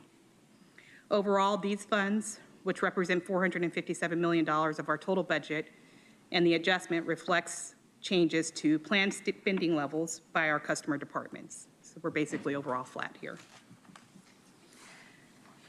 There are three areas that are driving the most significant budget changes to our group in FG3. First is the need to make permanent support that were made in last year's budget for the Office of Equity and Racial Justice, and to expand oversight capacity for the Citizens Law Enforcement Review Board. The next driver are changes to address priorities of your board, including increases to enhance public outreach effort in your district offices and the FG3 Executive Office and Office of Financial Planning for financial communication and outreach activities to enhance budget equity. Finally, the last driver is workload. County Council is adding staff to provide dedicated legal support to the Health and Human Services Agency and the Land Use and Environment Group, and our Department of Human Resources is adding additional resources to deal with the increase in the overall staffing across the organization. And now I'd like to discuss countywide expenses. In the OP plan, you see these budgeted under Finance Other, and they include programs that impact the whole county rather than one specific department. Finance Other has no staff, and the responsibility for managing these funds rests with FG3 departments. The proposed increase of $18 million for next year in Finance Other is being driven by the expansion of our capital program, but it also reflects increases to facilities maintenance and expected unemployment claims, as well as decreases in one-time funding for various county departments reflected in countywide general expense and expected public liability claims payments. I'll wrap up our group overview with a discussion on how we'll align with the board's new framework. We will lead initiatives resulting from the subcommittee's recommendations to advance transparency and open government focused on transparency, accessibility, and public engagement processes and website offerings. In addition, we'll provide leadership in the development and implementation of a budget equity tool. We'll implement the subcommittee's recommendations to advance county resources and contracting policies to enhance the county's management approach, budget strategy, and contracting using state and national best practices by improving evaluation and monitoring practices, further enhancing a transparent and inclusive competitive procurement that promotes diversity and equity, and update the general fund reserve policy to a risk-based policy. Updates have already been made to align the legislative agenda with the board's priorities, and will continue to execute the approved 2021 legislative program. We'll also move the organization forward as we focus on racism as a public health crisis by supporting the efforts of the Office of Equity and Racial Justice and the Human Relations Commission. And with that, this concludes our group overview for FG3. We'll take a moment to allow for any questions. Otherwise, we'll go ahead and move right into our departments, starting with Mr. Ernie Dronenberg, our Assessor Recorder County Clerk. If you want to ask questions.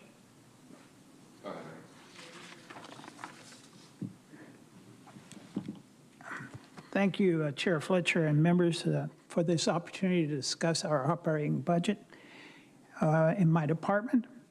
I first this morning want to discuss the department overview and the highlights. The department includes the assessor, the recorder, the county clerk, the county archivist, and the commissioner of civil marriages, all operating in 5 offices. All services are mandated under the California Constitution, the California Government Code, court cases, the Board of Equalization decisions and letters, and the Board of Supervisors actions. We're all about great customer service, and that's what I want to talk to you about today and how we're going to accomplish it within the framework that we have in our budget. Next slide. During the last year, through COVID, we met the statutory obligations and mandates, and we continually went over and above in San Diego County, receiving 3 national awards and 2 regional and 1 local award for our efforts. Our assessor staff completed the assessment role while working from their homes in general, shuffling documents between members and meeting in between homes to give paperwork between the parties, all working and meeting the deadlines that we had to meet for 2020 in this calendar year part. Both the number of parcels and the assessed value continued to increase this last year. For months last year, we were the only county providing in-person marriage services in the state of California, and our county clerks did it in a unique way through the award-winning marriage hut solution at the water hut. That's a picture of 2 couples getting married in front of the marriage hut. Our recording clerk staff, working 12 to 14 hours a day, many of them working at home workstations, kept up with the booming refinancing that we had going on in the county, and also the high number of home sales and ownership transfers, nearly completing 1 million instruments recorded. And that was done with this amazing spirit of our employees. They just dove in to get it done. Documents set new all-time records each one of the first 4 months of this year, nearly recording 400,000 documents. We spent a great deal of time with the real estate community and working with the California Assessors Association and the Board of Equalization in the remaining few months to implement Proposition 19, which took effect on February 16th. Lastly, I should mention that we started the county archives for the first time. This is, we are one of the few counties in the state that have our own county archives, and it's grossly needed once we examine what was happening to our records. Next slide. The department highlights, looking at the increase in available outside business hours. We are one of the few that has a Saturday opening. We do that once a month. We're looking to double that this next year. We're looking to go to 2 Saturday openings. For people that just can't get out without costing them a fortune, leaving work to do a recording in person or get something out of our offices. So we're going to double that and increase our service outside the normal business hours. This is all done by volunteers. We have dates that we're projecting, and then we get staff to volunteer to work on a Saturday. Looking forward to the next year, we will use the budgeted resources to continue to look at new and competent ways to provide additional services for customers that want to qualify for tax exemptions, marriage licenses and ceremonies, fictitious business names, and recorded copies of documents. We will upgrade our website and include a translation feature in, I don't know how many languages, but at least the number that you've, as a board, have requested of us.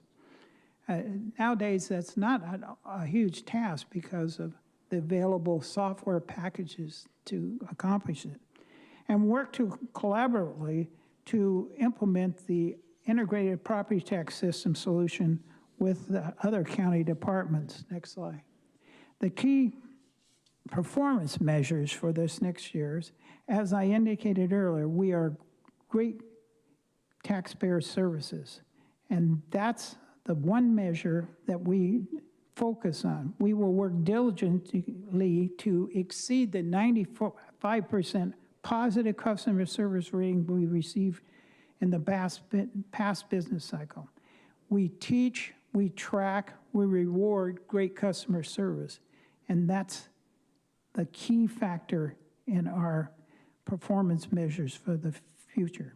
Despite our record high number of fiscal year through this third quarter, we were able to process 96% of e-recorded documents within 3 hours. It is worthwhile noting that this same process done by our folks in 3 hours can take out as much as 3 days if you're in another county. Next slide. The general fund expenditures on our budget. As a California Assessors Association president, I can say with confidence that we are the top assessor recorder county clerk office in the state, providing great customer service with high efficiency at a low cost. In fact, our $43.5 billion assessor, was a bit, I wish it was billion, million assessor operations budget will generate $6 billion in revenue over the next fiscal year. The budget, 70% of our expenses are salaries and benefits.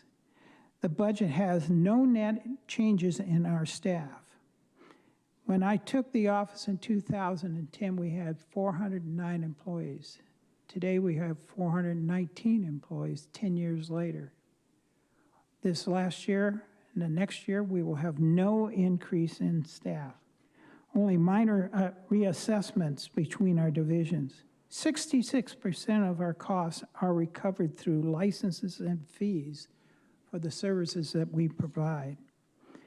Contract and including IT, one-time capital maintenance projects, operational costs for our branches make up the vast majority of the remaining part of our budget. For 21-22, my department will ask for a decrease of $2 million in our budget.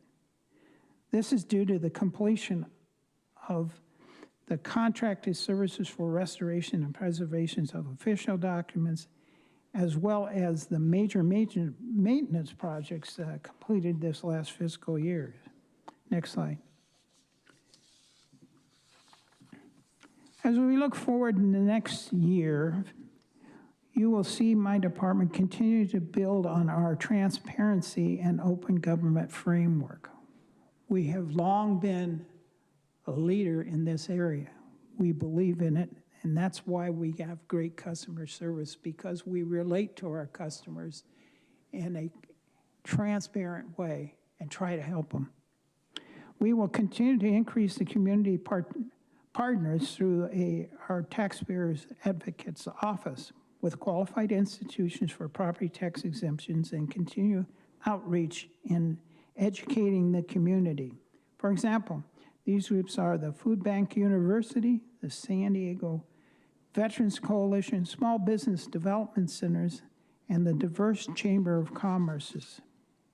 We will continue to update the public-facing website. We're finding more and more that people, the first thing they do is not look up our phone number, they look up our website. And we have put a continued effort to update it and make it more user-friendly and integrate it with the multilingual enhancements that I spoke a little bit about earlier. In our 5 locations, we continue to serve in a competent professional manner to achieve great customer services. The words I begin with are the words I end with. Great customer service. Thank you very much. I'll entertain any questions you may have. Thank you. Thank you, Mr. Dronenberg. I think we'll go through all the presentations if you hang around for a few minutes if we have any. But thank you for the presentation and all of the work of your office during this difficult time. It is appreciated. Thank you. Thank you. Next up, we have Dan McAllister, our Treasurer Tax Collector.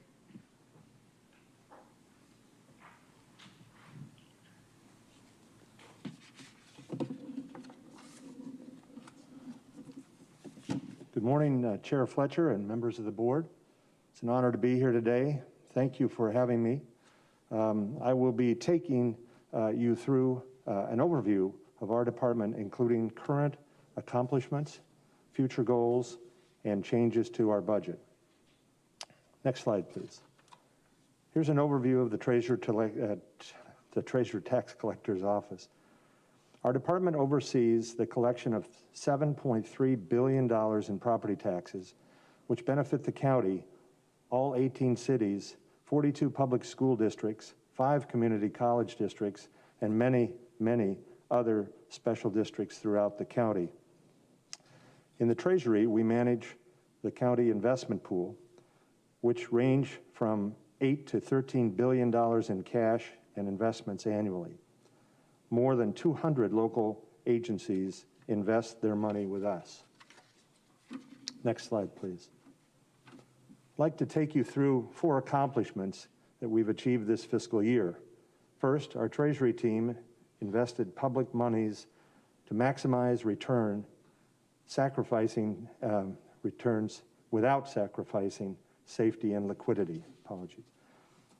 All of our agencies can rest assured knowing that the money they rely on will be there when they need it. Second, we also safeguarded public funds by managing the banking services for pool participants. We provide accurate records and recording of all documents, all funds on deposit, and facilitated their daily reconciliation. Third, when the fiscal year ended last July, we still had over 28,000 properties that had unpaid property tax bills accompany them. This is about 6,100 more than the year before, likely due to pandemic.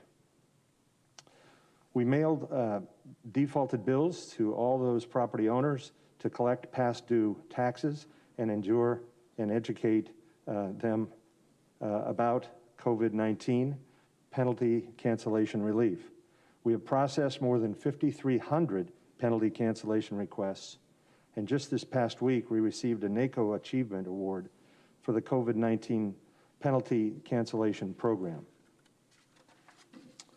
Lastly, one benefit we saw from the pandemic was a growth in online payments. Since our branches were closed, we encouraged taxpayers to pay online instead. We saw electronic payments grow from 65% last fiscal year to 68% this fiscal year. Online payments are certainly more efficient to process, and the money gets to the county faster. Next slide. Now I'll highlight 2 of the future goals we'll work on next fiscal year. We will continue our work with the assessor, auditor, and controller, and the county technology office to develop the integrated property tax system known as IPTS.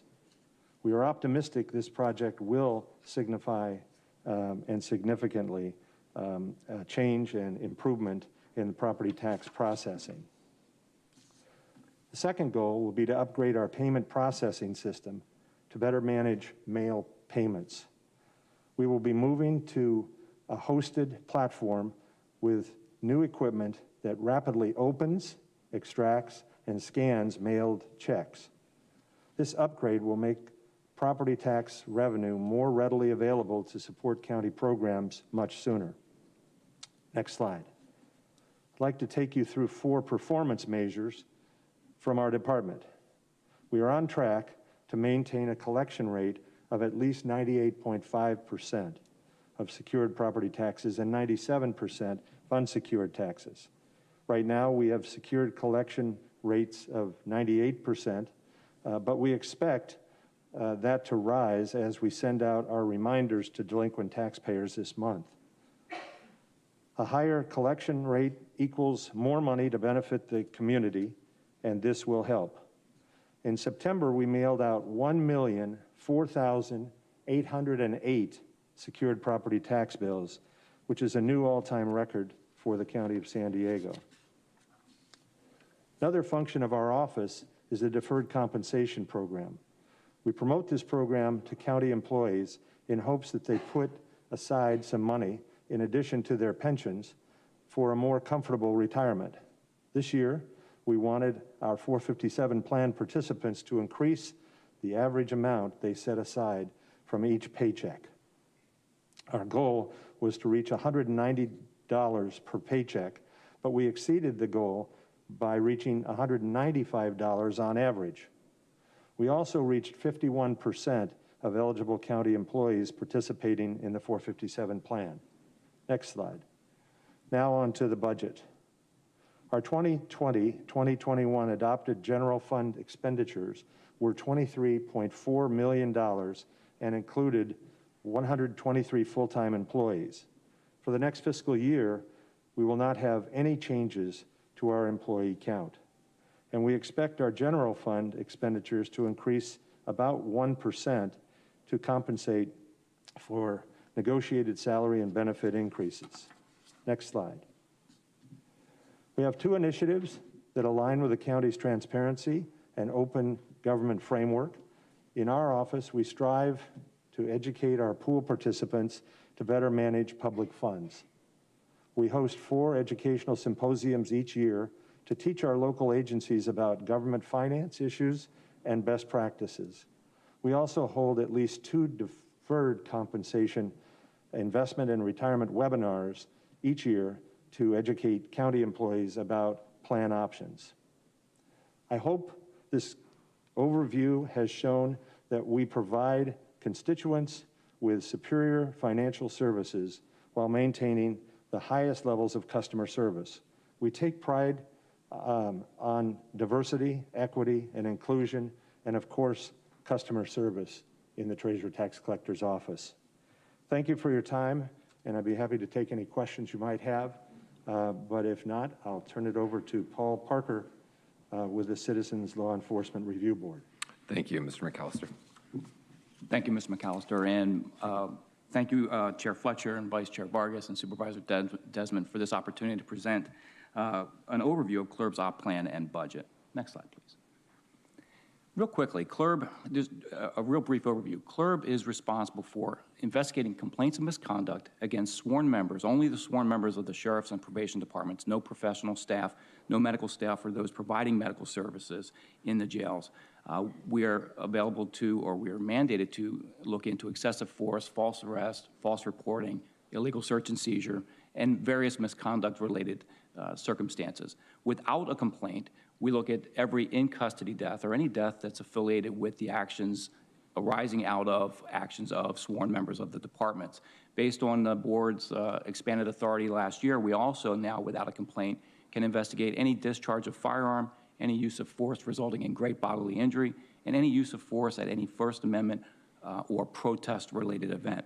Our mission is obviously to increase the public confidence in and accountability of peace officers employed by those departments through independent, thorough, and timely and impartial reviews.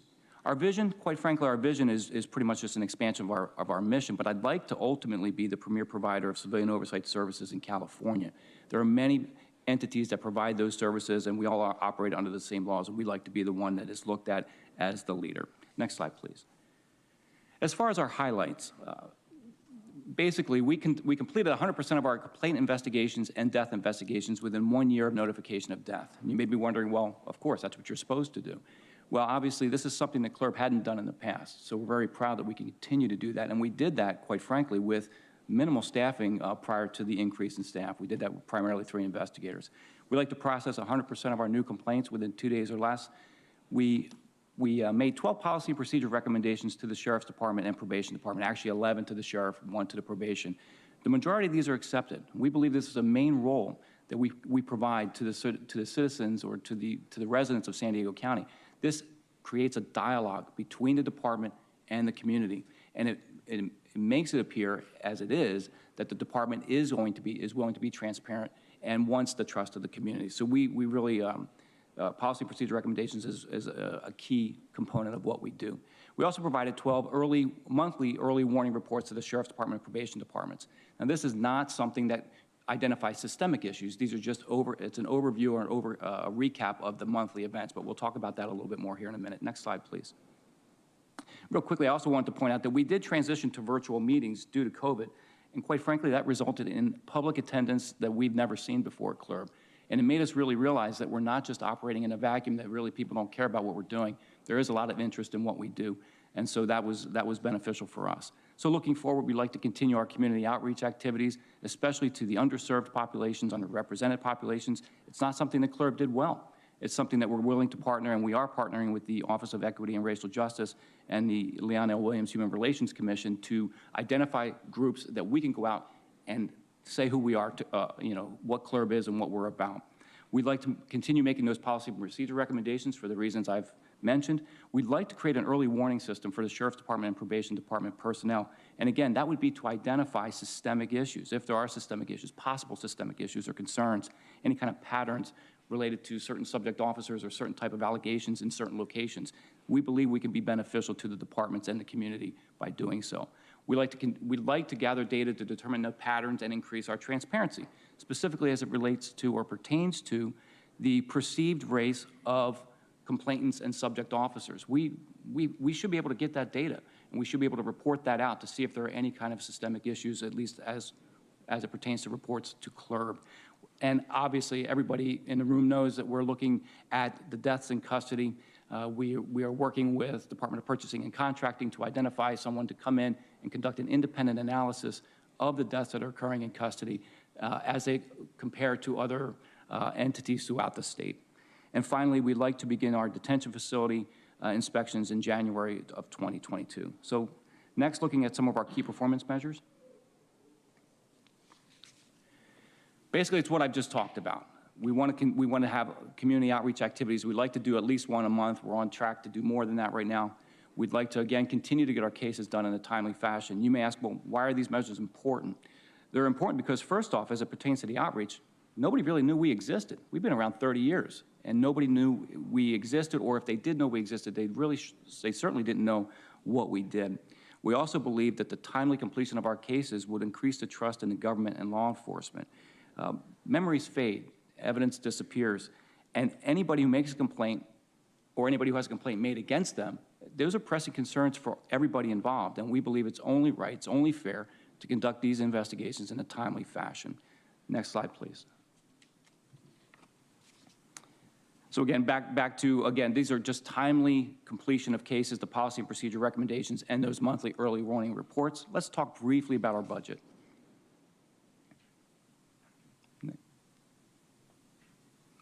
Next slide, please, sorry. Basically, right now, there are no changes, no net changes in our FTEs. Our budget's only going to go up $100,000, and that's simply due to general increases in ongoing salaries and benefits. But what I'd like to point out to the board is I will continue to monitor. 3 of those positions are brand new. We're actually just filling them in June, finally working through the process to get them filled. I'll continue to monitor the workload with those 3 FTEs and see if that is sufficient.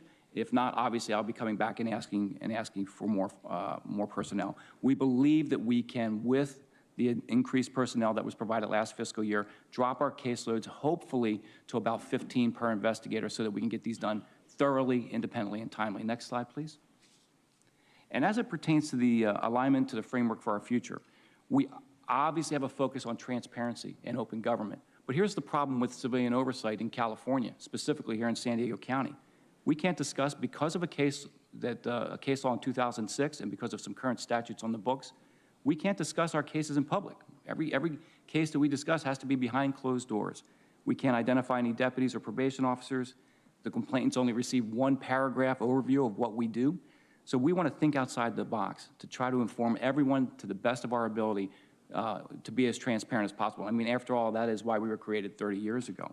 And as it pertains to racism, the public health crisis, many of these things we've already talked about, right? We talked about the early warning system, the patterns in reference to the race of complainants and subject officers and the deaths in custody and that continued outreach.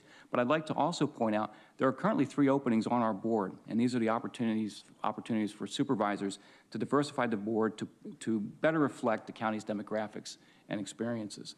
So with that, that concludes my presentation, and I will turn it back over to Ebony. Thank you so much, Paul. Our next presentation is the Department of Purchasing and Contracting, and with us today we have Jack Pellegrino, the Director of the office. Thank you, Ebony, and good morning, Chair Fletcher and Vice Chair Vargas and members of the board.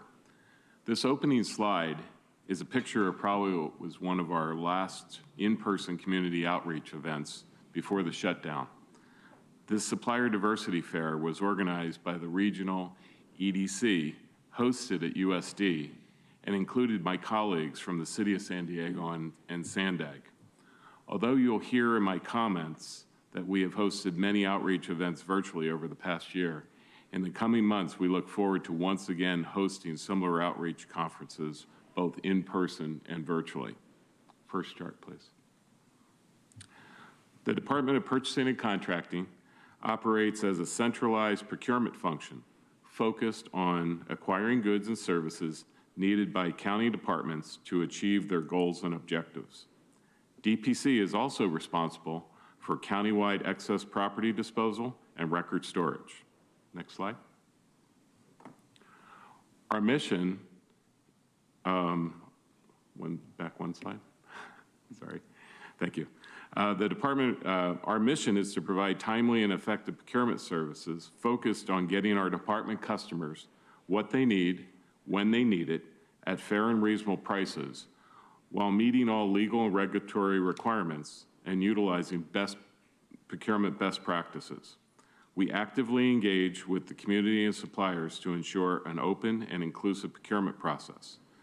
We provide these services mindful of our values and principles of integrity, expertise, and transparency. Next slide. Last year, we awarded over 1,400 new term contracts valued at approximately $1.2 billion. Over 90% of these awards were made competitively. Significant accomplishments for 2020 included providing timely purchasing and contracting support for the COVID emergency response. DPC purchased and distributed millions of pieces of personal protective equipment, secured hotel rooms, contracted for testing, community outreach, and vaccination services. In addition to establishing COVID-related contracts, DPC continued to meet its core mission by remote work and hosted and participated virtually in 22 small and diverse business outreach events by partnering with the Small Business Development Center, local business chambers, and other community organizations and public agencies. Even with our focus on the COVID response, DPC maintained efficient and timely procurement within our procurement action lead time standards and implemented our new enterprise-wide contracting lifecycle management system, which improves internal visibility and accountability of the contracting process. Next slide. Looking forward to next year, DPC will focus on 4 major objectives. First, implementing the recommendations from the Financial Framework and Transparency Board subcommittees. Second, creating an inclusivity and contracting group co-hosted with the Director of Equity and Racial Justice, Andrew Strong, to explore regional business demographics, including underutilized and disadvantaged groups, enhancing communication with community stakeholders, identifying and better understanding barriers to contracting, and ultimately improving opportunities for diversity and equity in our contracting. Third, creating and publishing a county diversity and equity contracting plan, which will outline a multifaceted approach to ensure full access of business opportunities and increase supplier diversity. The plan will prioritize education, outreach, community engagement, and regional collaboration. Lastly, continue to improve DPC's vendor portals and online tools for full and easy public information access and use. Next slide. This slide highlights the successful results of a few of our key performance metrics in the past year.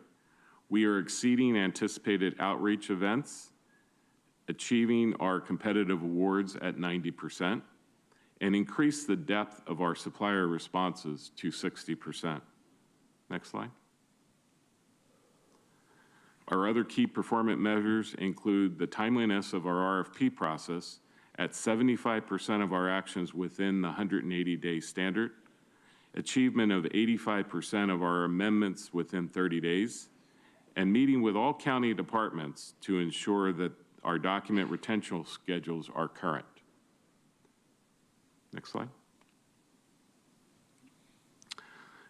DPC operates as an internal service fund department and is budgeted for 66 FTEs with 63 staff supporting procurement and 3 staff supporting record services. Corresponding to the department is our budget of $16 million. There is no change in FTEs proposed in our recommended budget. Next slide. Budget adjustments for the coming year will include significant use of over-realized internal service fund revenues due to significantly increased spending from COVID and other county operations to lower next year's ISF rates, as well as fund necessary and planned technology improvements. Next slide.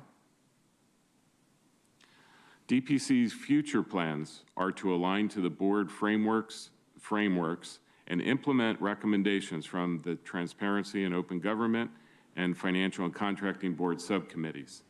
Specifically, to improve our transparency and ease of data access, DPC will create public portals and post additional contract information showing current contractors, entity status, audits, and leadership, as well as qualifications and compliance status.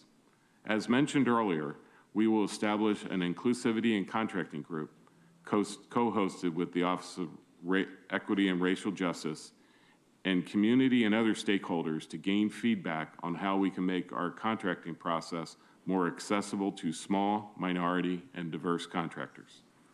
As a result of our work, we will develop and publish a county diversity and equity plan, continue our broad engagement with other public and community organizations such as the San Diego EDC and other anchor institutions such as the city and Sandag to create more opportunities for minority and small business contractors. As part of the board framework recommendations, DPC will review applicable policies and procedures and revise as necessary to reflect a more strategic, streamlined, and inclusive procurement process while engaging the community and stakeholders and ensuring that contracting is both performance and outcome-based, and contracts include appropriate high-quality employment standards, local hiring, and are culturally competent. Our emphasis in these areas will continue to promote innovation and accountability in contracting, with the result of delivering best value goods and services for the citizens and taxpayers of San Diego County. Thank you for this opportunity to present, and at this point, I'll pass it on to Cynthia Pays, our Registrar of Voters. Thank you, Jack. Good morning, Chair Fletcher and members of the board. Let's begin with our department overview on the next slide. The Registrar of Voters provides the means for all eligible citizens of the county to exercise their right to participate in the democratic process. With over 1.9 million registered voters, the department works to ensure widespread, ongoing opportunities to register and vote in fair and accurate elections. The department is also responsible for providing access to the information needed for citizens to engage in the initiative, referendum, and recall petition process. Our mission and vision include the administration of voter registration and voting processes with the highest level of professional election standards, including accountability, security, and integrity, thereby earning and maintaining public confidence in the process. I will briefly highlight a few of our department's recent accomplishments and future outlook on the next slide. Under pandemic conditions, the department successfully administered 3 elections while developing plans and protocols to ensure a safe and healthy environment, at the registrar's office, as well as all mail ballot drop-off locations and polling places throughout the county. Specifically, we saw an unprecedented turnout for the November 3rd presidential election, with over 1.6 million of the county's registered voters participating. 88% of those who turned out took advantage of mail-in voting. In addition, the department's Vote Safer San Diego campaign added to the success of these elections, with all communications being provided in English, Spanish, Filipino, Vietnamese, and Chinese. This comprehensive and diverse campaign utilized print, radio, and digital media, as well as live interviews. Looking forward, as we consider the success of the voting model used this past fiscal year, along with proposed legislation giving election officials the ability to mail all active registered voters a ballot for all future elections, the county is well positioned to consider practical changes. In addition, further budgetary adjustments may be required as a result of a potential recall election anticipated to take place later this year, alongside efforts to mitigate the impacts to our redistricting efforts as a result of significant census delays. Now I will highlight a few of our key performance measures on the next slide. Our performance measures were developed to focus on critical timelines associated with the November election. The three I have highlighted here directly relate to the timeliness of releasing election results to the public.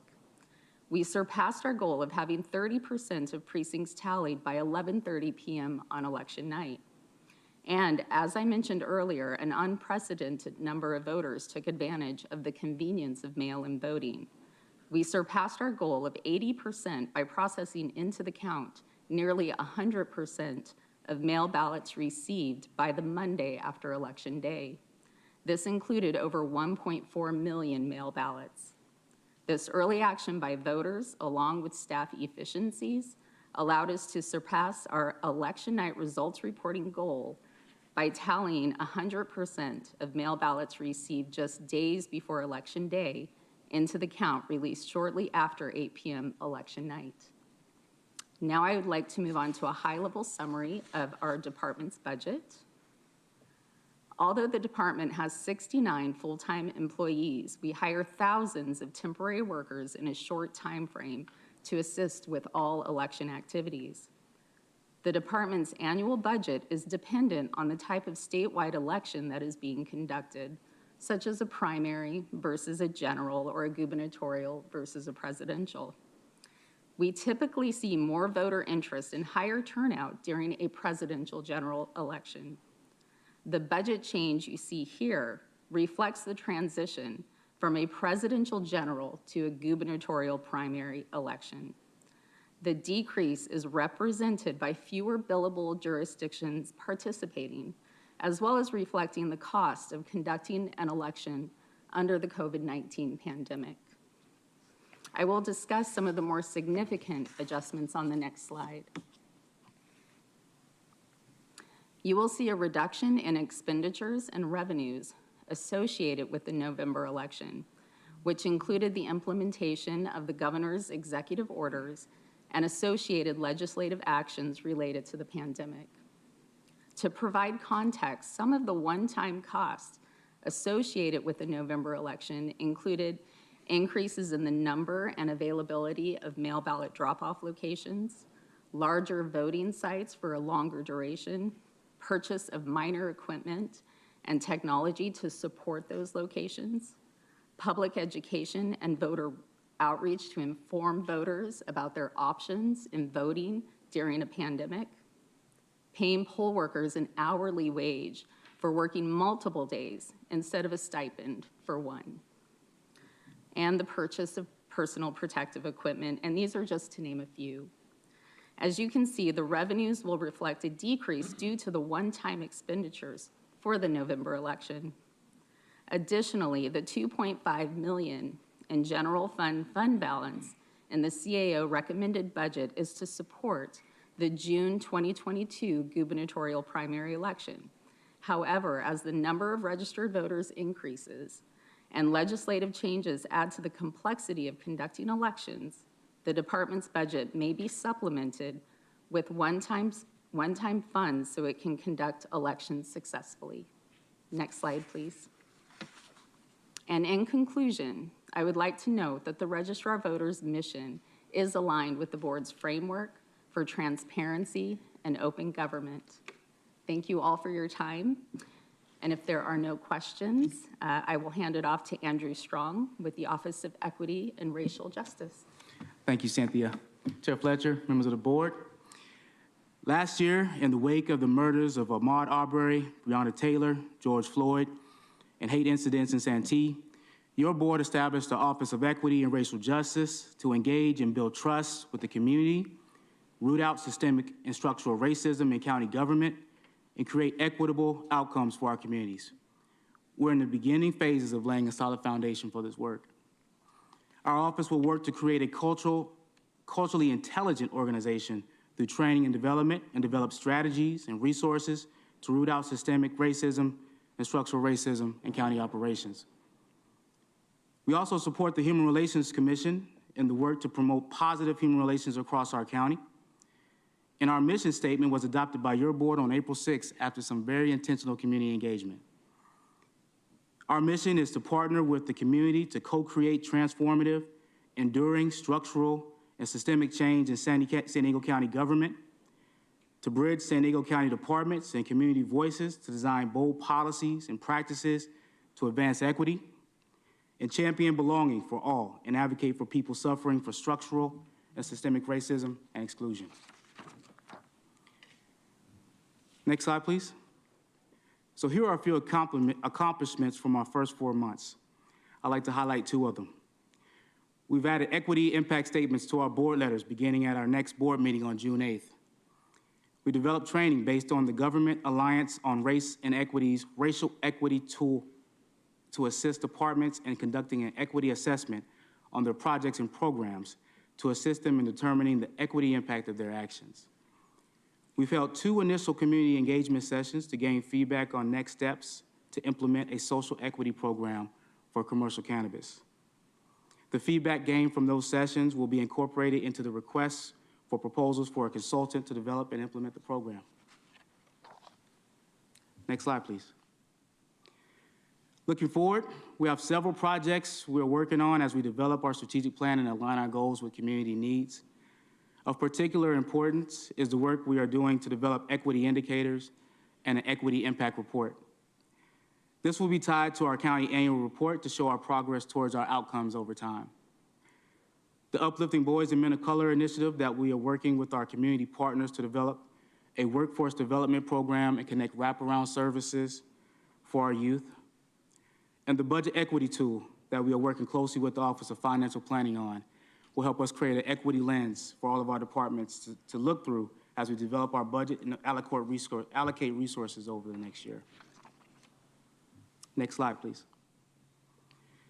Our office will be developing goals and performance measures based on research and best practices. On the screen, you'll see potential key performance measures that could help us show our success over time.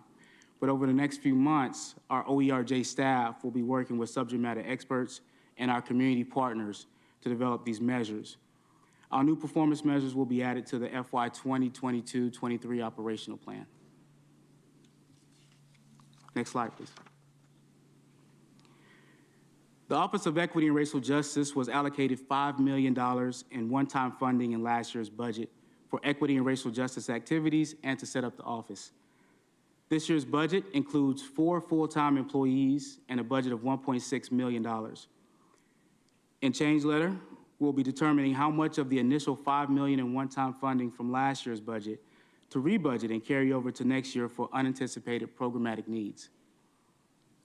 The significant budget adjustments this year include $500,000 for the Uplifting Boys and Men of Color initiative, establishing ongoing operations costs of $1 million, including staff, and an increase of 1 FTE at a cost of $100,000 for a total of 4 FTEs, 4 full-time employees, and $1.6 million. The OERJ's work is directly tied to the board's framework for our future. Next slide, please. For transparency and open government, we are providing leadership and working with the Office of Financial Planning to develop a budget equity tool, as we mentioned earlier. For county resources and contracting policies, as Jack mentioned earlier, I'm going to co-chair his inclusivity and working group in contracting. And our office will be working to advance equity in contracting by providing tools and resources for departments. Next slide, please.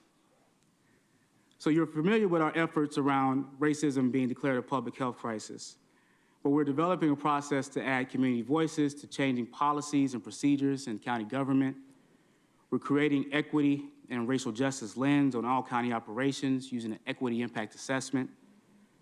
And we'll be providing training and technical assistance to our departments as we update our strategic and operational plan using a targeted universalism framework. We're also enhancing our data capabilities, our analysis to look for disparities and root out systemic racism. And lastly, for our COVID-19 equitable and data-driven response, we're also providing leadership in helping departmental COVID-19 relief funding teams to apply an equity lens as we deploy the funding from those resources. And with that, I'll turn it over to Marco Medved to discuss general services. Thank you, Andrew. Well, top of the morning, Chair Fletcher and members of the board. I'll now give an overview of the county's capital improvement program and our general services budget. Next. The Department of General Services manages around 10 million square feet of facilities, most of the real estate transactions in the county, and over 3,400 vehicles on behalf of other county departments. Our mission is to serve the county departments so they can best serve the public. Much of what we do has physical risk, like construction at heights and underground, electrical work, high volume driving, so we have a heavy focus on safety. Next. We completed several projects this year, including the ARCC in Santee, which offers a state-of-the-art archival system. The building was built to Zero Net Energy standards and won an ORCID for architectural design. We also completed the Sheriff's Technology Information Center, which is our central data center for communications in the county. It also provides a media center that's been in high demand throughout the COVID pandemic. We continue renovating this historic headquarters, which we sit in right now, finishing the 4th and 3rd floors, and now moving on to the 2nd floor this year. And we're excited to start final design, design on the Southeastern Livewell Center, which will provide an array of services under one roof. The community there has helped us select the design build team, and they are currently engaged in the design review and public artist selection. We have a very large program underway with almost $470 million of projects in progress right now, the largest of which is the Youth Transition Campus Phase 1, which will complete this November. And before you today is a robust portfolio of new projects and phases for projects valued at $270 million. Next. Here's a summary of our proposed capital improvement plan for the coming fiscal year. In support of environmental stewardship and community engagement, we have a robust parks program with several large projects programmed, offer several expansions to our library system, and continue to purchase open space for conservation. For public safety, we continue with the youth transition campus phasing to enable the youth in custody practice model, centrally site a new animal shelter in support of the new delivery model, and provide more responsive fire protection services. Toward renewing our existing infrastructure, we'll continue to bring our historic headquarters up to current standards, prepare to renovate aging systems in the Hall of Justice, and execute critical projects in our major maintenance program. And in support of our continuum of care for behavioral health, we'll start design on the Central Region Hub in Hillcrest, plan for a crisis stabilization unit in East County, and search for a new site for a public health lab and a health service center. Next. Our goal is to keep capital and major maintenance projects to less than 5% budget growth. And we have a 95% success rate in this realm as a result of our planning system and our delivery methods. We intend to improve on this with our new CENA 2.0 system as it matures. Next. We serve our sister departments through an internal service fund structure. And we've held our personnel and budget levels flat at 395 personnel and $225 million respectively through 8 new cost savings and cost avoidance measures. Next. DGS partners with the Department of Procurement and Contracting to regularly engage industry forums to ensure transparency to our program and encourage maximum participation from local business. We also include members of the public in our source selection process and in our design reviews. We compete all of our work and use sophisticated delivery methods that deliver on the basis of best value.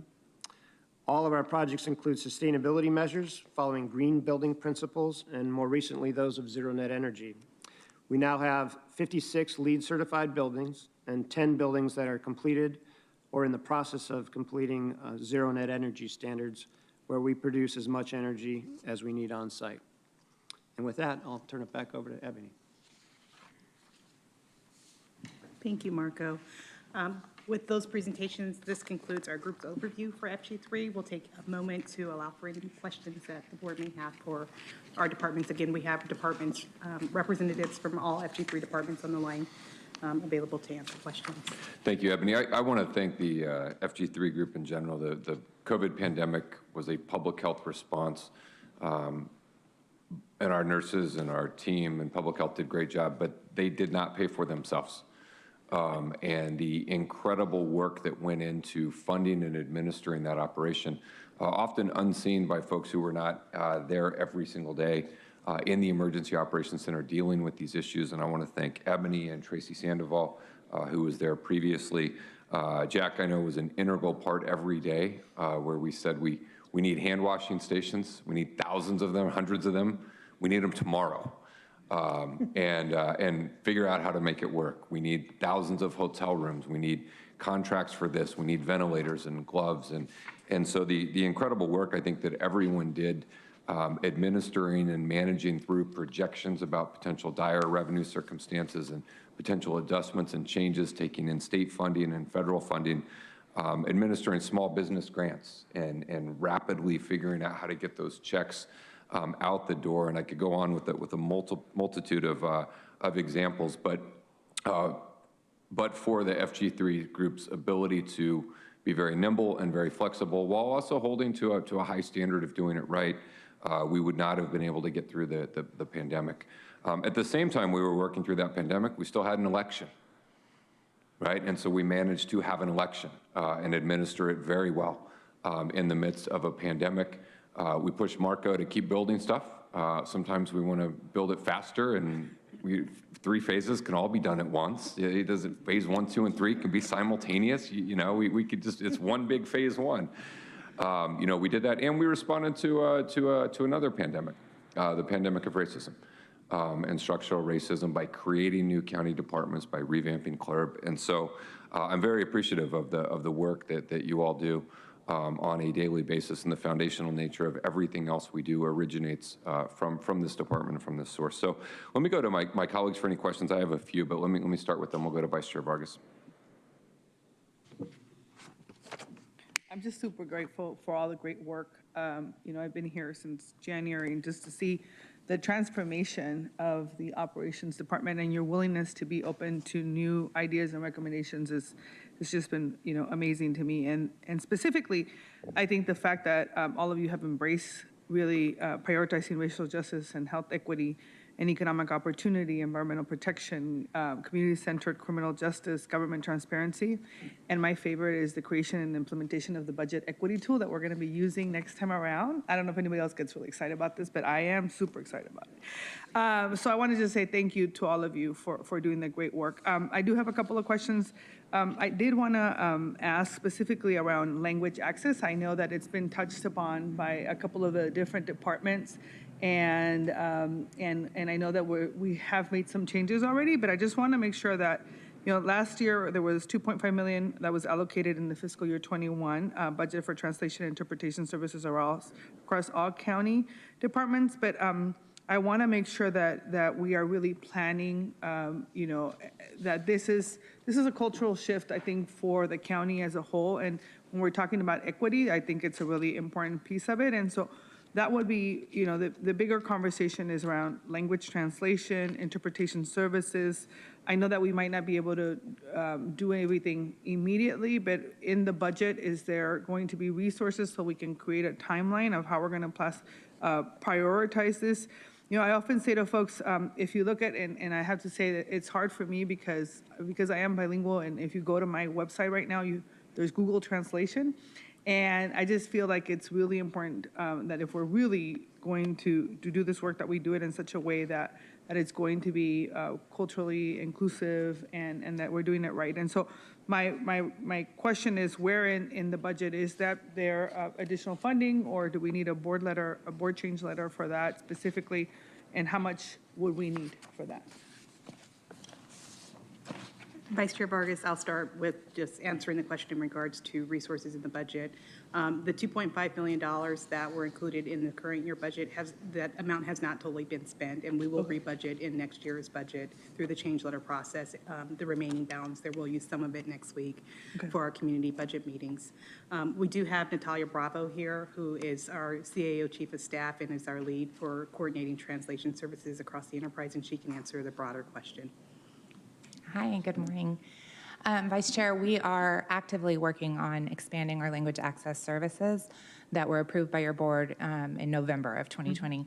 And so it has been a long process of evaluation of needs, and we opened an RFP to be able to expand the number of services that we can provide in terms of not just languages, but types of services, from interpretation to perhaps even phone translation, and so both oral and written, in person, et cetera, right, to cover everyone's needs so that everyone has equal access to the services provided in the county.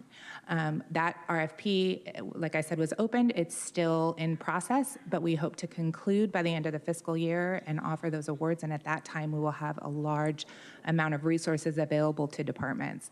And as we go forward, your board had also directed, other than the $2.5 million that were allocated, that the departments build it into their operational budgets going forward so that it is an ongoing and sustainable effort to continue to provide these services. Thank you. I appreciate that. I think what's really critical as we're talking about the cultural inclusivity piece is that we don't forget that policies have to be in place as well, so that this is not about one translation or one interpretation, but it's our new way of operating in the county, where we want to make sure everybody has access to these opportunities and the information is available for everyone. So I really appreciate that. And I appreciate that we also have been able to understand that when people come to our board meetings and speak, that we have to give them a little bit of time so that they can actually do the translation. So, you know, I think we're slowly but surely getting there, but I think I want to continue to monitor this and support this any way we can, because I think it's, again, not just in Spanish, but so many languages that are spoken in this region that I think are important. So thank you. I appreciate that. And Vice Chair, let me just jump in. That we have developed recently a language access policy, and we'll continue to update that as we progress on this journey. So Natalia, let's take an action to make sure that Vice Chair gets a copy of that. Absolutely. Thank you. Thank you, thank you. And then on the Office of Equity and Racial Justice, I just have to say that, congratulations for all the great work. I'm very excited about the funding, specifically to the Boys and Men of Color initiative that both Chair Fletcher and myself introduced earlier this year. I think it's going to be the foundation for the great work that needs to happen. And so I just want to make sure that, I'm not going to say is that enough, because it's not enough, but know that I think that I'm going to continue to monitor it and try to figure out how we partner up with other of our communities to make sure that that is, that we are fully funding that, because I think it's going to make a difference long-term institutionally in our communities. And then as it relates to elections, my other favorite topic, I just wanted to double check and see if there's any funding and resources to be able to do additional outreach to ensure that we're signing up. My favorite assembly member, had a legislation related to youth 16 and older being able to sign up before, so that they are registered in the process with the Secretary of State. Are there any efforts that we are doing in resources allocation to that, particular programs like that, so that we're engaging our youth? I think civic engagement is so important as we're trying to really diversify people's access to government and process, et cetera. Thank you, Vice Chair. That's an excellent question. We do have a robust language services and outreach program. Our funding for this next fiscal year is just over $1.1 million for that program, and they do the heavy outreach and assistance with the high school programs. So whenever we have the pre-registration high school week, our folks are out there assisting with those registration efforts. When, depending on the election, we do have additional funding for ad buys and more of a push. We also provide social media tools to the high schools to kind of spread that message about pre-registration and register to vote. So that's probably something that I'm going to want to work on a little bit more, just to make sure that we do engage our youth, because I mean 16 to 18 happens pretty quickly for our kids, and just how, you know, I want people to be excited about voting just as they are to getting their driver's license, right? So how do we do that? And I think we can engage. And then also there was legislation before around a pilot for elections to be fully by mail back, I think it was 2017 or 2018, I can't remember the actual year. The county of San Diego had opted from not being part of that pilot process. Obviously the global pandemic hits, and so we end up doing everything by mail. And so I'm wondering where we are with that process, and if there's something that we can do. I would like us to have that conversation, and are there resources in this budget? Because what I really realized during this past election is that, you know, not only is it just sending somebody their ability to vote by mail, but the complexity of that and getting especially communities of color to really, you know, it's, even if there's only one person on there, it's really tough to like figure out how to vote, and education is going to have to be a part of it. And so I'm wondering if we're going to be interested in how do we move forward with having a discussion around that, because I think it's a good way for us to make sure people are voting and participating in the process. Absolutely. Excuse me. We are well positioned for that conversation as a county. Right now, there's Assembly Bill 37 making its way through, which will give elections officials the ability to mail all registered voters, active registered voters, a ballot for every election. So that could come into play January of next year. The November election cycle really challenged us to where we can see, can we do this super poll type model, this heavy consolidation, mailing everyone a ballot, but also giving folks the opportunity to turn out in person for a 4-day period of time. So I think we have so many more options available to us as we move forward, in addition to the Voters' Choice Act. And we are well positioned with the new voting system, as well as the ballot marking devices that we're able to fully deploy. In the April 6th election, we did do that. We fully deployed those ballot marking devices. It provided better voter services. They were able to go to any of the locations and vote. So I think we are well positioned for that conversation. All right, so I mean, obviously this is a conversation about budget, but I would maybe, Chair, if we can have a discussion from the policy perspective as we move forward around how we engage. Can I follow up on that and then Yes, come right back to you? So what is this? So the legislation would give you the option of mailing everyone with postage paid, is that correct? Who would bear the cost? Would the county bear the cost of that, or is the state going to bear the cost of that? Well, the county will bear the cost. We would always look at opportunities to seek reimbursement from the state, though, definitely. So I think this is probably, and then what is the current status of the vote center? I mean, you mentioned the 4-day thing. I mean, what is the current requirement in law? I know it was different for the pandemic. What do we anticipate will be an ongoing requirement? And then what will be a county option?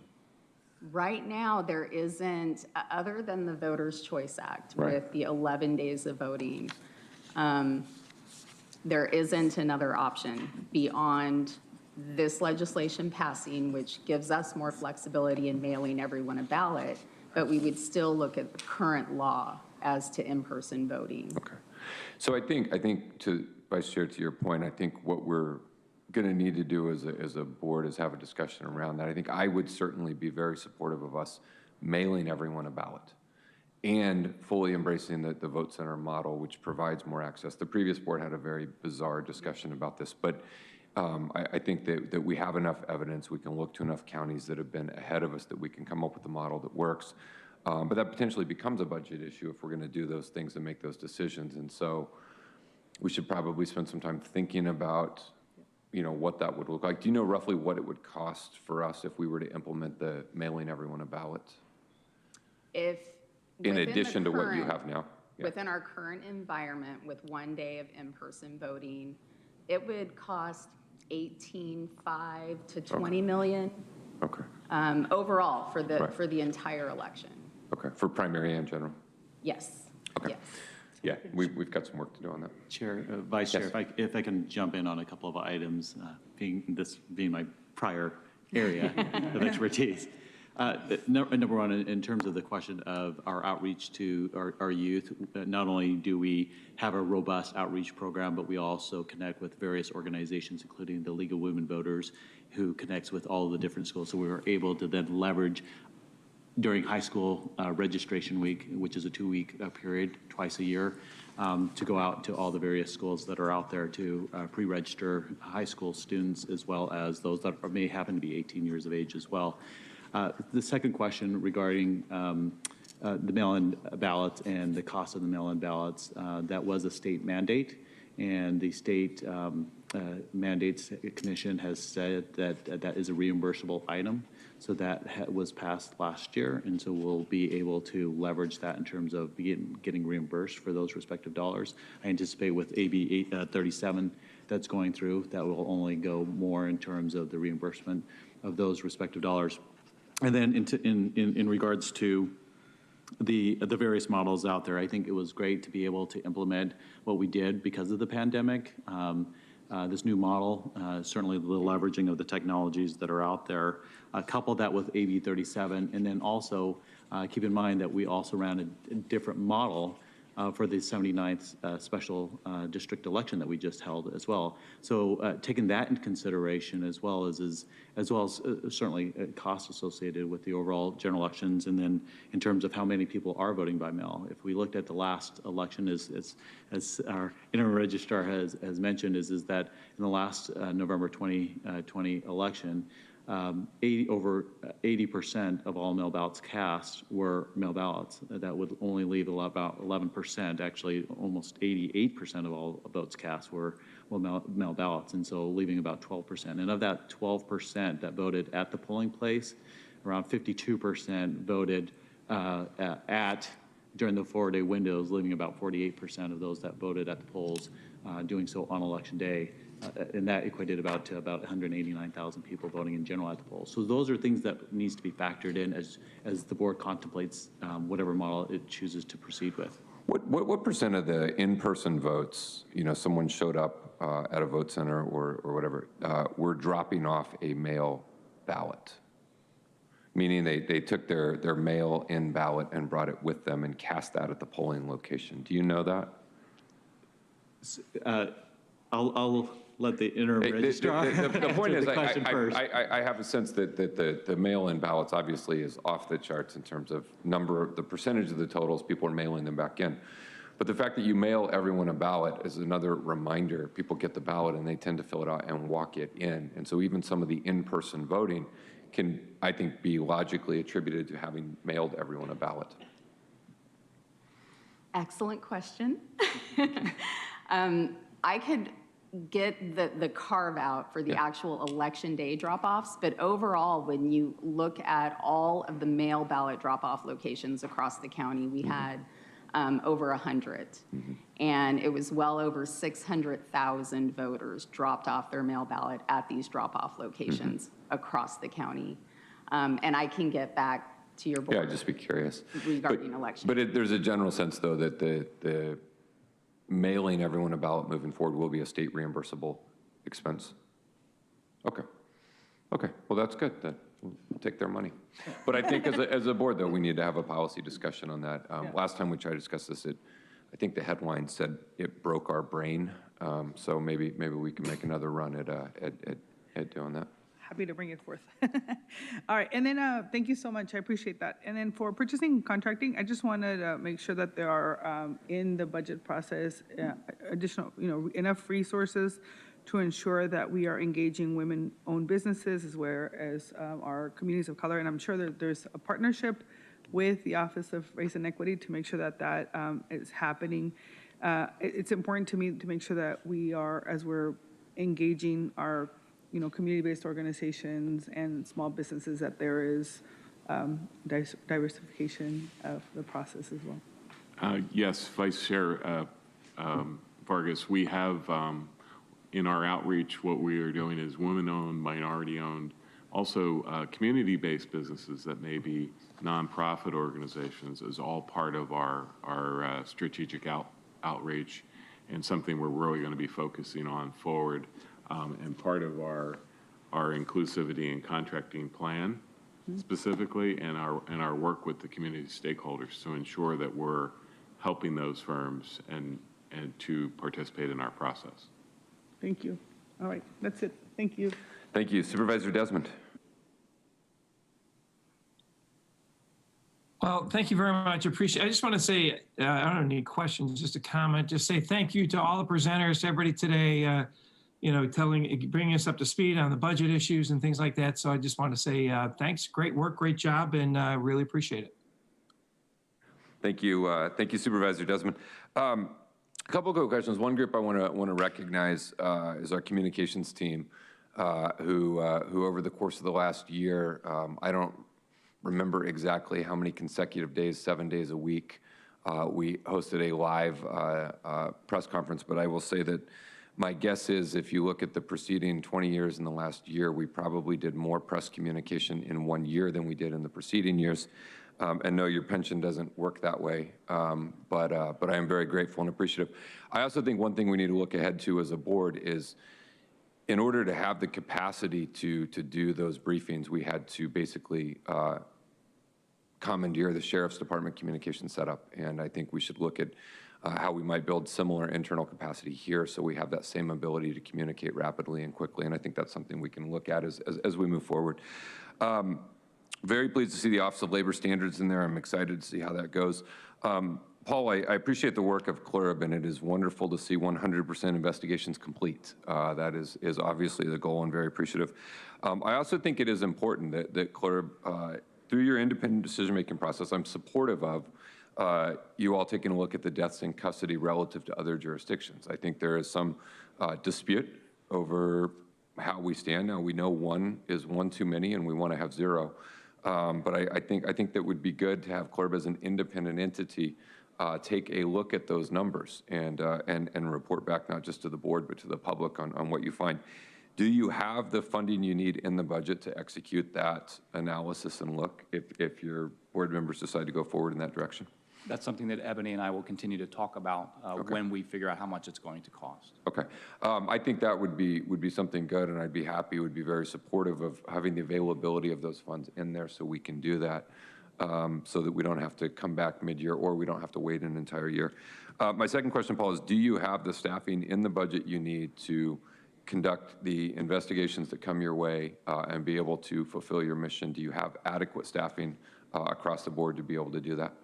I will let you know after we get the 3 full-time positions on and up and running, which should be in a couple of months. I mean, for them to be fully trained. At that point, I'll be better able to get back to you and let you know the answer. Okay, please do. Let us know, because it is important that you're equipped. We expect you to be able to execute on all these. The public expects that, and so it's our obligation to make sure you're set up to be able to fulfill that. And if not, let us know. Thank you. And we can always make adjustments.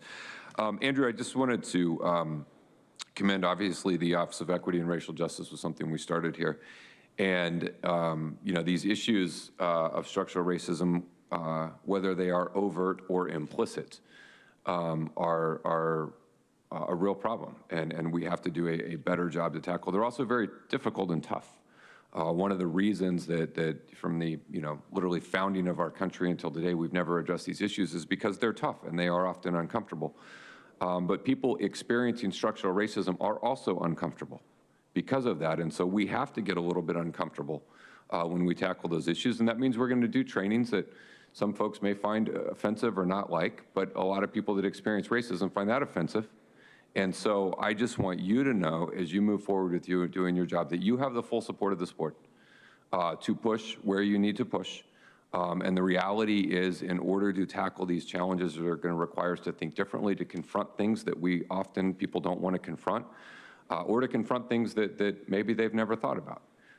And so fully appreciative of what you're doing moving forward. I wanted to see if you could give some insight into the 4 positions you have and how you are thinking at least around how you might staff those and some rough timelines on that. Obviously, it could change as you move forward. Absolutely, and I'm very excited. First of all, thank you for your support and the board support. We're very excited to announce I did make offers to 2 of those group program managers, and they'll be starting on probably June 7th. And then our admin secretary 3 as well will be starting on June 7th. And we're in the process of interviewing for a management fellow. So we're staffing up, but obviously we'll evaluate over the next year to determine if there's any additional resources that we may need. But yeah, we'll staff up shortly. Perfect. And then really excited, all of the various senior projects that are going, our waterfront park, our heritage park, and of course our youth transition center. Very excited to see that moving forward rapidly. And so in general, appreciative of all the work of FG3 system-wide. With that, let's see if we have any public speakers on this item. Thank you, Chair Fletcher. We had 2 requests to speak by phone on the Finance and General Government Group recommended operational plan. For those individuals that requested to speak, please dial into the conference line now using the instructions that were provided to you. I'm not seeing any movement in the conference line at this time, but I'll certainly let you know if I see them join. Let me ask Supervisor Desmond. Supervisor Desmond, I don't know if it was up from before or if you have an additional comment to make. I just want to make sure I don't skip over you if you have anything else you want to add. No, sorry. I forgot to lower my hand, but thank you. Good. You're good. All right. With that, thank you to our Finance and Government Group. We certainly appreciate that. Let me ask our CAO if she has any closing remarks, and then I'll have the clerk share additional ways the public can weigh in on the budget before we adjourn. Thank you, Chair Fletcher. I can tell you this is the first time we've done something like this in my 22, 23 years, whatever it's been here at the county. And we were a little nervous about it. We wanted to obviously do a good job and be transparent. And I have to tell you, it was really heartening, one, to get your feedback. It really helps us as we're moving in a new direction. It helps solidify that we are moving in the right direction. Having the clarity of the framework from day one of this new board in January has also helped us. You have been consistent and very clear in your expectations, and I'm so proud of the fact that the entire executive team has embraced that and is really working hard to change policy and change behaviors and change practices to reflect the new values of this board. So I thank you for that. And then it's not lost on me that we really owe a lot to the 2 administrations, the Newsom administration and the Biden administration, because they have put money out there for us. I mean, we're going to bring $1 billion in this year that we never would have dreamed a year ago that we would have.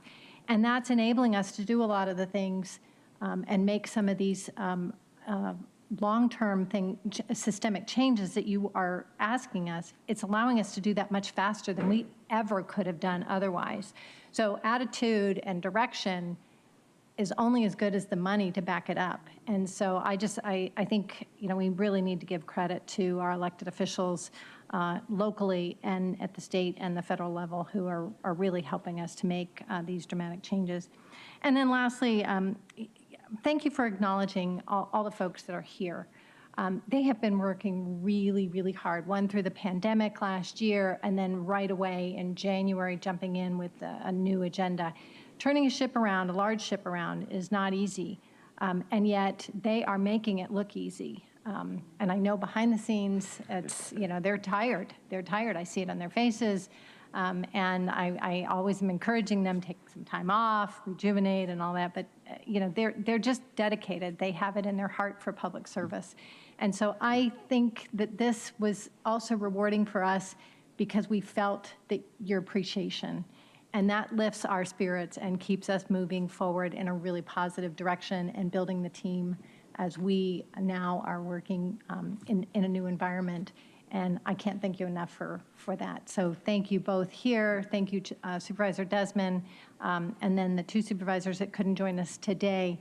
Also, I want to thank them and acknowledge them. They've been very engaged with us over the last 5 months, and I know that will continue. So I want to thank you all for that. So thank you. And one final shout out. We do have the 4 other elected officials, 2 of which are in the audience today. The other 2 were in the audience yesterday. You know, they don't have to do this. They're independently elected officials, and yet they always come through for me, and they are just the epitome of partners and team spirit. So I just want to acknowledge Ernie and Dan, and then yesterday having Summer and Bill Gore here were very meaningful to me. So thank you. Thank you. Yeah, and thank you to the staff. This is, again, the first time we've done this, and I thought it was tremendous. Good presentations, good walkthrough, good engagement, good discussion, good dialogue. And, you know, to Helen's point, we've got an aircraft carrier that we're turning like a jet ski. And we're doing it though. I mean, we're doing it though. I mean, look, we're moving. And I think, you know, board has thrown a lot at this entity, but it's a very resilient entity, and it's a very responsive entity. And I think that is reflected in, you know, what we've seen over the course of the last 2 days and what we'll see as we move ahead. So thank you. Let me have our clerk give the public any additional ways to engage in the budget. Thank you, Chair Fletcher. There are several opportunities for the public to comment on the recommended operational plan. Members of the public may provide written comments on the budget. To comment online on the budget, please visit the county's website at www.sandiegocounty.gov/budget. Additionally, the Board of Supervisors will begin the budget hearing process on Monday, June 14th, 2021 at 9 a.m., when the board will receive a presentation on the recommended operational plan and receive public testimony on all areas of the budget. A second budget hearing is also scheduled for Wednesday, June 16th, 2021 at 5:30 p.m. Budget deliberations and adoption are scheduled for Tuesday, June 29th, 2021 at 2 p.m. And with that, we stand adjourned.